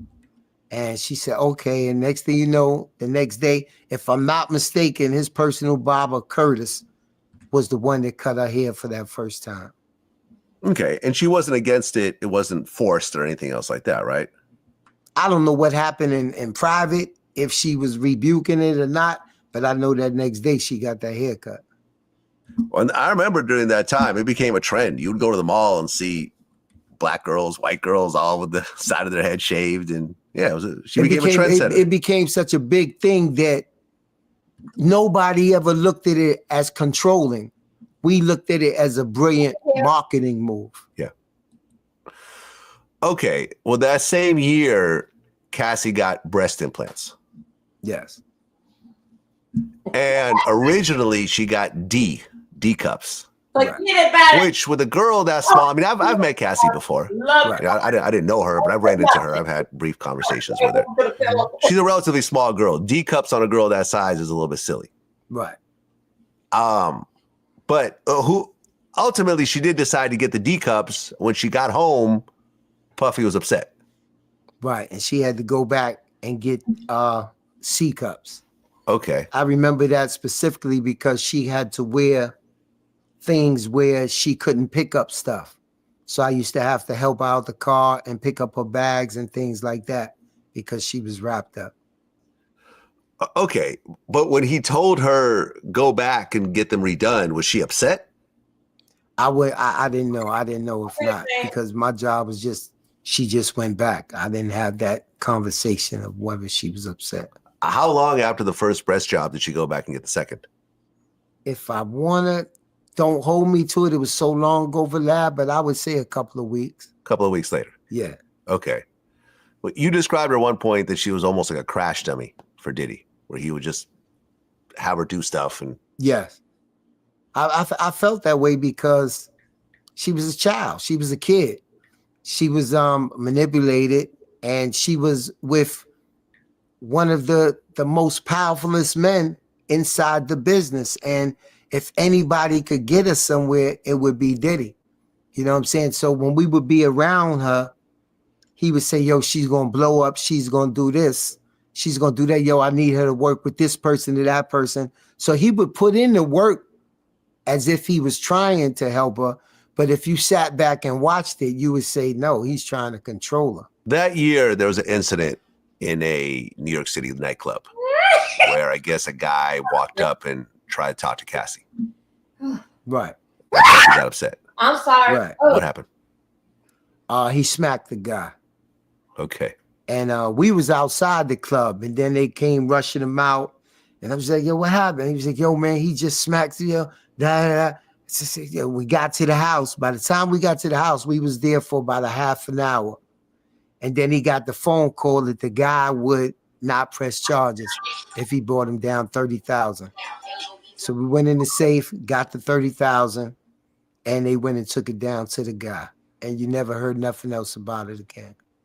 Okay. And that same year, another situation happened with Diddy's personal chef. Right, Jordan Chiton? Chiton, yeah. Jordan Okay. Chiton. How long has she been Diddy's chef at that point? She had been Diddy's chef altogether. I would say Jordan stayed there about 3 years. And this happened around almost on her way out the door. So she had been his chef for about 2 years at that particular time. Okay. And from what you heard and saw, what happened? From what I heard specifically from her, you know what I'm saying? He put his hands on her. You know, she said that he was very upset at her because she wouldn't let the cleaners inside the Alpine house. Puff used to live in Alpine, New Jersey. And she was there and she was looking out for the twins. Even though Kim had nannies, she trusted Jordan just to like be her eyes and ears. Like, let me know, make sure that they treating her a certain way, make sure the kids is good. So it was a time that the house was really messy. And they had sent over some from the office. The office controls everything. So they sent over some people to clean the office. She'd never seen it because she was used to Mexican people coming over to clean the house. So when some black people came there, she wasn't sure if she should let them in or not. So she didn't let them in. So then the nanny came over and asked her to make some coffee. And she said she didn't know how to make the coffee. And then she said out of nowhere, Puff just stormed into the kitchen and was complaining about her, talking about her, got in her face, put his hand on her forehead and started pushing it back. And if you know Jordan, you know that Jordan ain't gonna let a man just put her hands on. So she said, don't put your hands on me. One thing led to another. And with all his might, he pushed her out, flung her out the door. And she fell on her ass and she fell on her knees. And that was the last time I seen Jordan. And I actually didn't even know. Everybody was talking about it the next day. But I was like, for real? She just quit out of nowhere? So I never really knew why she quit. But with everything that's going on with Cassie, she reached out to me and she said it's really, really, really bothering her. Like it brought back all the trauma and everything that she went through with Diddy, who was always screaming at her, yelling at her. And the fact that he put his hands on her, that it was kind of driving her right now. Yeah, I mean, the story I heard was he threw her out like on Fresh Prince. Yeah. You know, the way Jazz would get thrown out the front door, it was like that, I heard. Yeah, that's exactly what she said. It's crazy. Yeah. But if you know Puff, when it comes to women and it comes to his workers, that's not the first time. You know what I'm saying? His exact words to me one time said, watch me make her cry. Oh. You know what I'm saying? Watch me make her cry. Not even her Pacific. He had another chef who he had made cry. And I remember, I think her name was Danielle. And she cried and she told me, she said, I'm going to call my father, Bonds. And she was getting ready to call her father to come talk to Puff. And I said, don't call your pops. I said, get yourself together. He didn't put his hands on her. He just was screaming at her. And I said, just get yourself together and think about it. And she had the day off. You know what I'm saying? She went and got herself together. And then the next day she came back, but she didn't stay for long. It was like she had to get herself together and get a new job, and she left. But he specifically told me, watch me make her cry. He got off on that. So he liked to hurt women in a way? I don't know what was wrong with Puff. I think it was his power. He felt like if women bowed down to him, it would show his power. By 2010, like I said, Diddy already had one apartment for Cassie in New York, but he went and got her another apartment in LA, which is about 5 minutes away from his house. You knew about that apartment? Yes. Okay. So now she has two apartments. Right. And she said that, over a few years, that Diddy introduced her to a lifestyle of excessive alcohol and substance abuse that required her to procure illicit prescriptions to satisfy his own addictions. She said Diddy would have pills and other drugs in the open like candy. And at first, Cassie was given prescriptions that he had gotten from his doctor in Miami, but eventually he ran out of pills, so he demanded that she would get her own prescriptions in her own name and then give those pills to him. Do you know about this at all? Yes. What kind of pills were these? You had all type. You had opium, Opiates. Oh yeah, you had Percocets. That's basically the two that I know about because I really don't know those type of stuff. But I think everybody went when we got to Miami. Everybody would go to the pharmacy and pick the shit up in their name. Even one time, I believe I went and picked up something in my name one time. You know what I'm saying? Really? And then you gave it to Diddy? And I just gave it to Diddy, yeah. But He would do that on the regular. So at that point, I thought it was because he was Diddy and just didn't want to go into CVS. But he had doctors that would just write him a prescription for whatever he wanted. Do you think that Diddy at this time was a junkie? I know he was a junkie at this time. How many pills would he take in a day? I had no idea knowing how many he would take, but he had a bag that he would carry with him every day, and it was up to the assistant or even the security to carry this bag. It was called, he had a name for it. It was called the medicine bag. The medicine bag. And in this medicine bag would be everything that he need, all his pills, all the Viagras, all the Sierras, everything was in this medical bag right here. So, you know, sometime I would get it and look at it and be like, what the fuck is all these pills for? But he definitely had some doctors in Miami that would write whatever you wanted. And it wouldn't all be in his name. It would be in his assistant's name and anybody else that was around him. Did you ever take pills yourself? I actually did. Okay. I actually did. Keeping it honest. All right. You know, no, I'm going to keep it all the way honest. It was times where I was up 24 hours, 48 hours. And when you're around this type of situation, you try it. And I actually did try it. I had, took ecstasy at that time. And I found myself kind of staying up because of this. You know what I'm saying? And I had to get away from that. And I just stopped taking it. I wasn't hooked or nothing like that. I just stopped taking it. Yeah. According to Cassie's lawsuit, she said over the next decade, multiple times each year, Diddy would violently beat her, leaving bruises on her body. And after every instance, he would use his money and power to orchestrate extensive efforts to hide the evidence of the abuse. He would keep her in hotels to let the bruises heal, shower her with gifts, etc., etc. Now, you yourself said that you saw 3 different instances. Yeah, that's why I got to this specific abuse. Yeah, medication. So let's talk about 3 instances. Yeah, right. One of which happened on Sunset Boulevard in LA, coming out of the party. I guess that Cassie was talking to Johnny Wright. He was a music manager that used to manage Danity Kane and was involved in a bunch of other stuff. What happened next? I seen her coming out after she was talking to him, and I seen Puff run up on her, and he just hit her out of nowhere, and she fell to the ground, and I'm looking to the left and the right, and I run up on him, and I say, yo, what are you doing, yo? And I grabbed him up off her, and then after I grabbed him, he stopped, and then he ran up on her again, and this time she fell on the floor on the side of the car, side of the truck. And I ran up on them again, and I grabbed them again.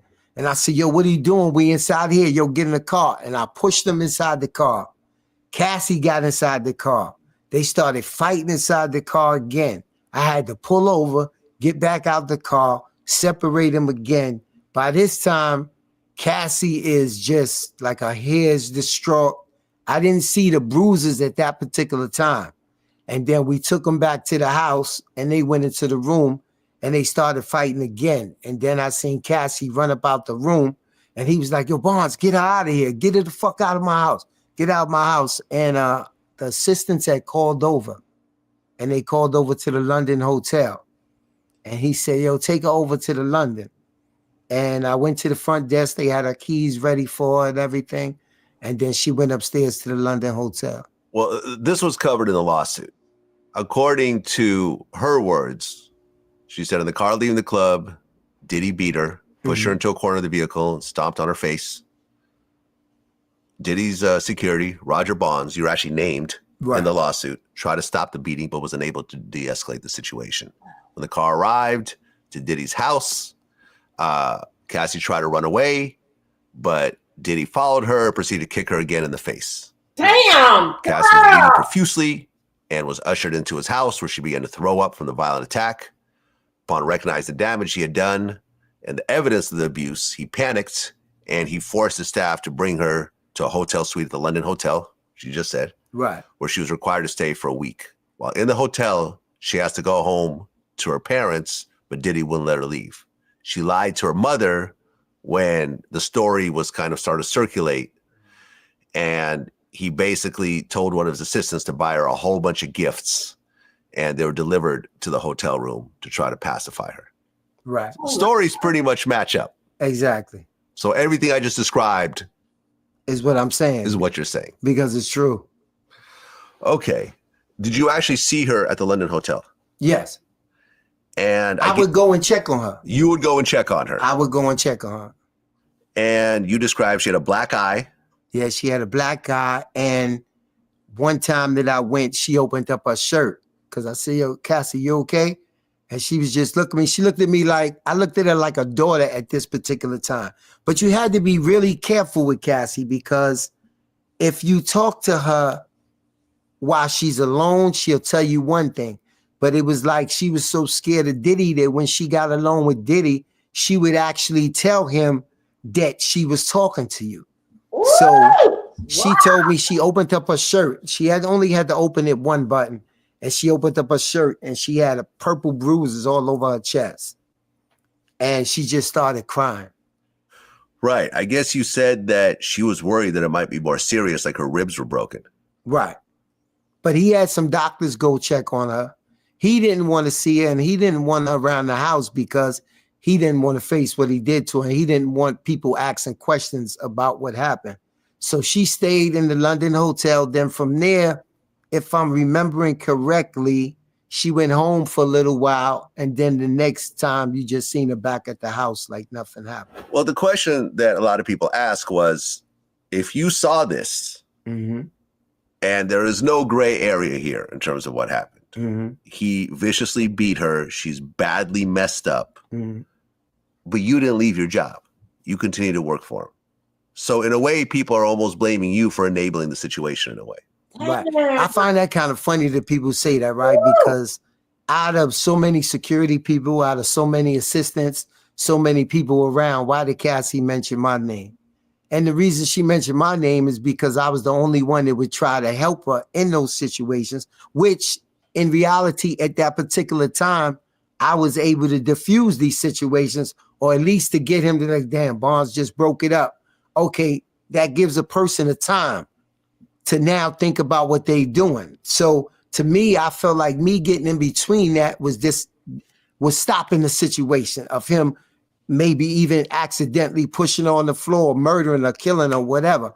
But the reason I didn't leave, and I would say it was the same reason she didn't leave. You know, she didn't leave because she was scared of her blackballing him blackballing her. Yeah. So she would always come back. She would leave for a week or two, come back. I was in the same situation, just coming home from jail not too long ago, running around the city and the state. So manipulation doesn't just go for women. Manipulation goes for all your staff. So being the powerful man that he was, I knew that if I left him, that there was no other artist that was going to hire me, because I was with Diddy, and who was big enough to go against him? What was he going to say about, yo, you don't want Barnes around you? So I stayed longer. But what I did was I started watching situations. I started trying to talk to Cassie about situations, and Cassie would just go back and tell him everything that I said. So it became a time when I was booking Cassie to go on trips where he would no longer let me book her. He would no longer let me be around her alone, because he knew that I was talking to her about situations. But the reason that I really didn't actually just get up and leave was because who was going to look after them if I did leave? Nobody else was getting in the middle of it. Yeah. Did you ever physically get into it with Diddy? Like trying to stop these situations? Would you ever try to grab him and push him off? I would grab him, and sometimes he'd be like, yo, get off of me. Get off of me. I'd be like, I'm not letting you go until you calm down. Calm down. You know what I'm saying? Because I was at that time, I was big at that time. I think I was like 260, 250. So I would be like, yo, just calm down, yo. Look what you're doing. You try to bring a person back to remembering what they're doing. And at that particular time, it would work. Now, what would go on later on, just like you seen in Cassie video, wasn't nobody around them. Yeah. You know what I'm saying? So a lot of these things would escalate when it was only them around. Yeah, the initial hit would come when people was around. But once you get into the middle of that and you stop that, he's going to cease it for that particular time. And then when they get alone, that's when it would carry on. So now if I turned around and left, and that's what I tell people all the time. If I turned around and left, and then the next day it escalates, if them other people around there is not there to get in between it, as well as taking care of my family, that's one reason also. Who else was going to stop it? Well, according to her lawsuit, there was another incident that happened in New York after a party with Jay-Z. It was an Escalade. And she said that Diddy started to beat her, kick her, and so forth. He forced her out of the car on Fifth Avenue in New York. She eventually got a cab and got to her apartment in Manhattan, where she basically came home, cried in fear, and she spent 3 days in her apartment. Do you know about this incident? I know about the incident, but I wasn't there for that night. Because when we went to New York, Paulie would take over. Right. Paulie was the New York guy. Right. You were the out-of-town guy. Yeah. Got it. But you did see a fight when you guys were in a Cadillac at one point. Yes. And you guys were driving. Yes. Describe what happened. Her and Puff was fighting, and I broke it up again. And I put Puff in the front seat, and I put Cassie in the back seat. And he was just sitting there, and I was like, yo, y'all can't be acting up like this, man. And then Cassie had punched him in the face. Rightfully. She punched him in the face, and they started fighting, and I had the window open. And people started pulling up. Oh, shit, that's Diddy and Cassie in there fighting. And I'm trying to roll the window up at the same time. So in my mind, I was happy because I actually seen her fight back. In my mind, I was happy. And then when we got to the house, I pulled both of them out. And at this time, I was able to grab Puff. And I was able to start walking him up the hill. We lived in Beverly Hills.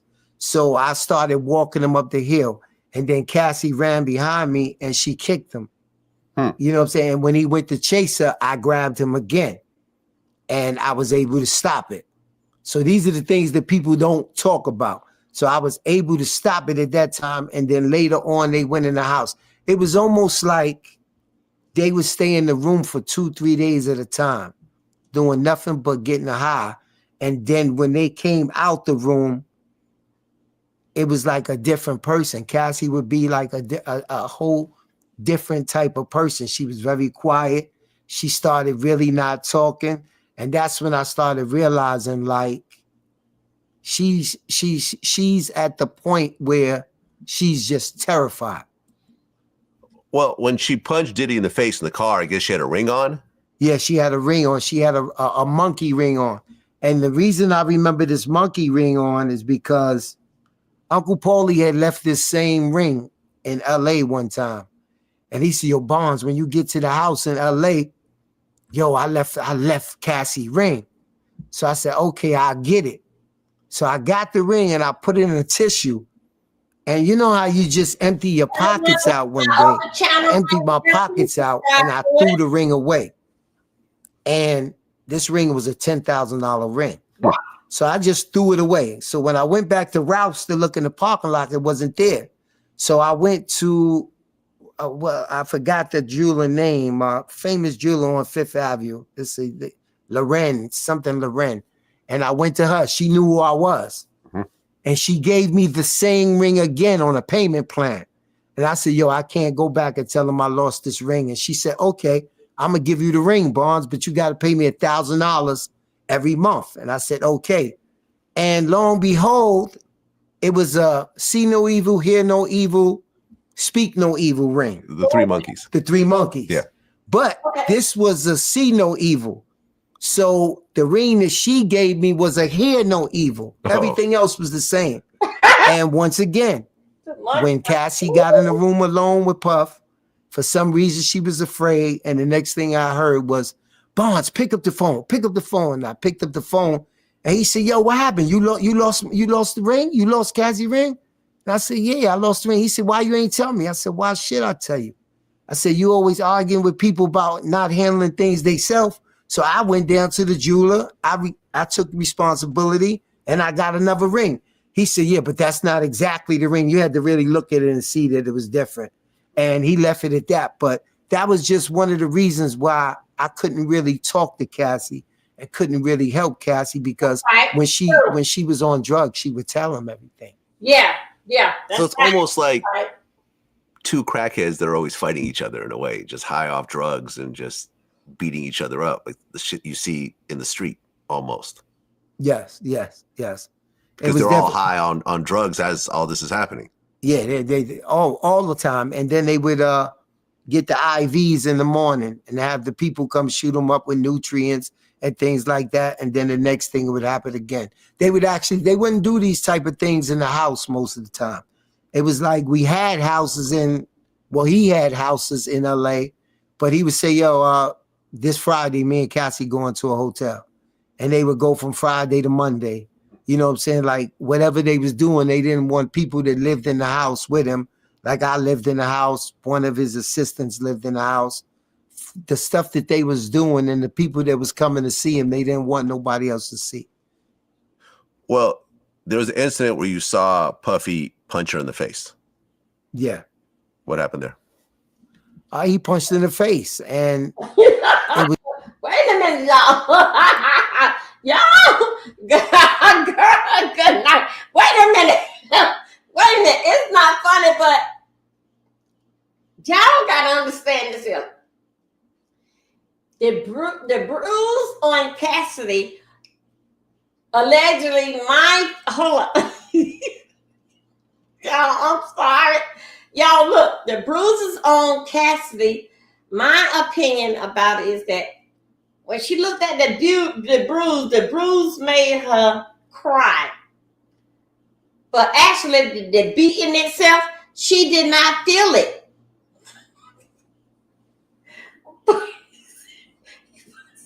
I know. I know. I don't know, y'all. I'm sorry about that. Y'all, but I'm seriously. We seen that she got some fight in her. We know that Sean is an old punk. We know what the Tootsie Roll mean. Damn, y'all, how could we be so dumb? A son that is over 15 years old or longer, and we just not find out today what the son did mean.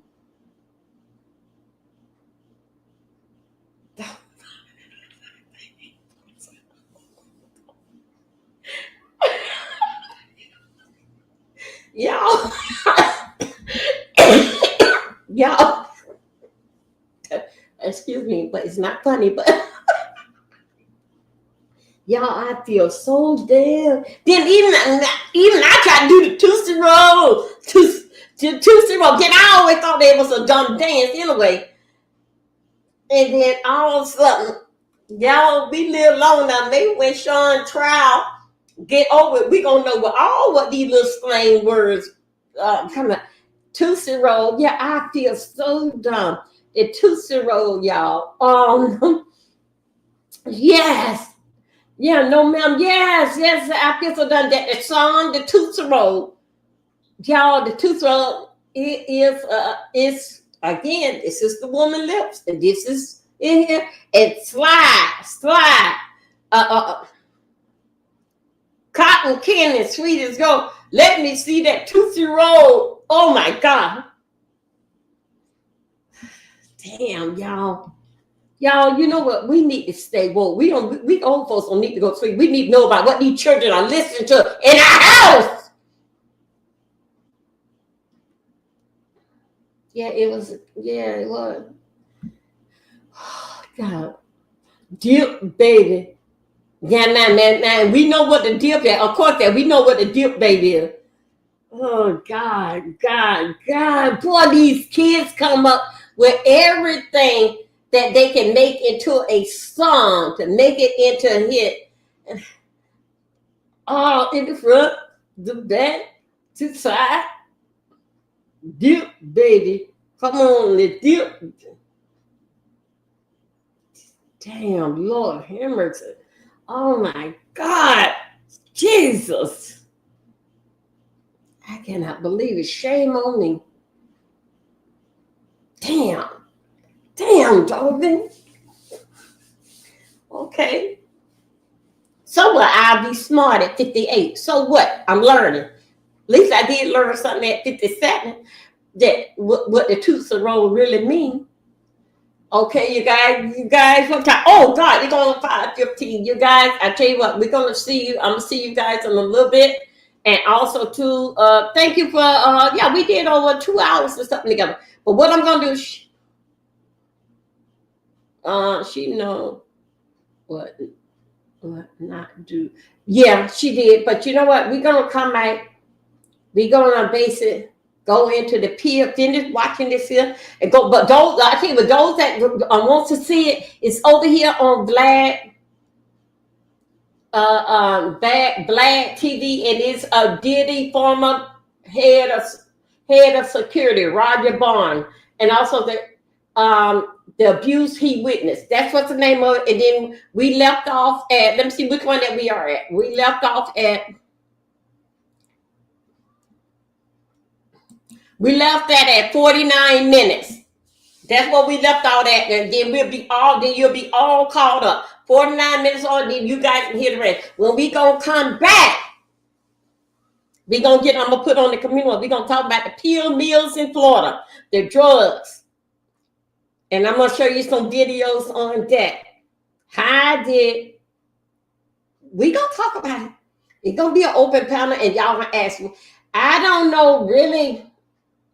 I know about Florida being the pill mill, but I knew that after everything started hitting the fan in 2010, that Florida was the one that everything started cutting down with these doctors couldn't give us no prescription. Okay. Okay, you guys. I see you guys short. Thank you for coming over. Bye-bye. Let's take a break. This is undamn believable. But shout out to Kim. What Kim had that car almost flipped it up with. What love got to do with it? Yeah, he did. Yeah, you know what, y'all? I wonder, could I do it? Could I clip up the video? I'm gonna see. Could I clip it up? Because man, it is something else, man. And y'all remember now, only thing I do at nighttime, especially I just be going through that, and I'm like, But I'm gonna get down to the Florida pill mill, and then we're gonna put all this here together. I'm gonna get down to the time stamp here, and then we're gonna put it to the fact how they did with the pill mill in Florida. Okay, because it ain't no reason to go to Miami. Yeah, everybody on South Beach is on drugs. Okay, everybody on South Beach is on drugs. Those that not on drugs, when they did wake up and realize what they were, and the fighting that they did, when they did wake up, they woke up that they was in damn jail. Anyway, we'll talk in a little bit. See you guys in a few minutes. Keep on your notification, you guys. Thank you.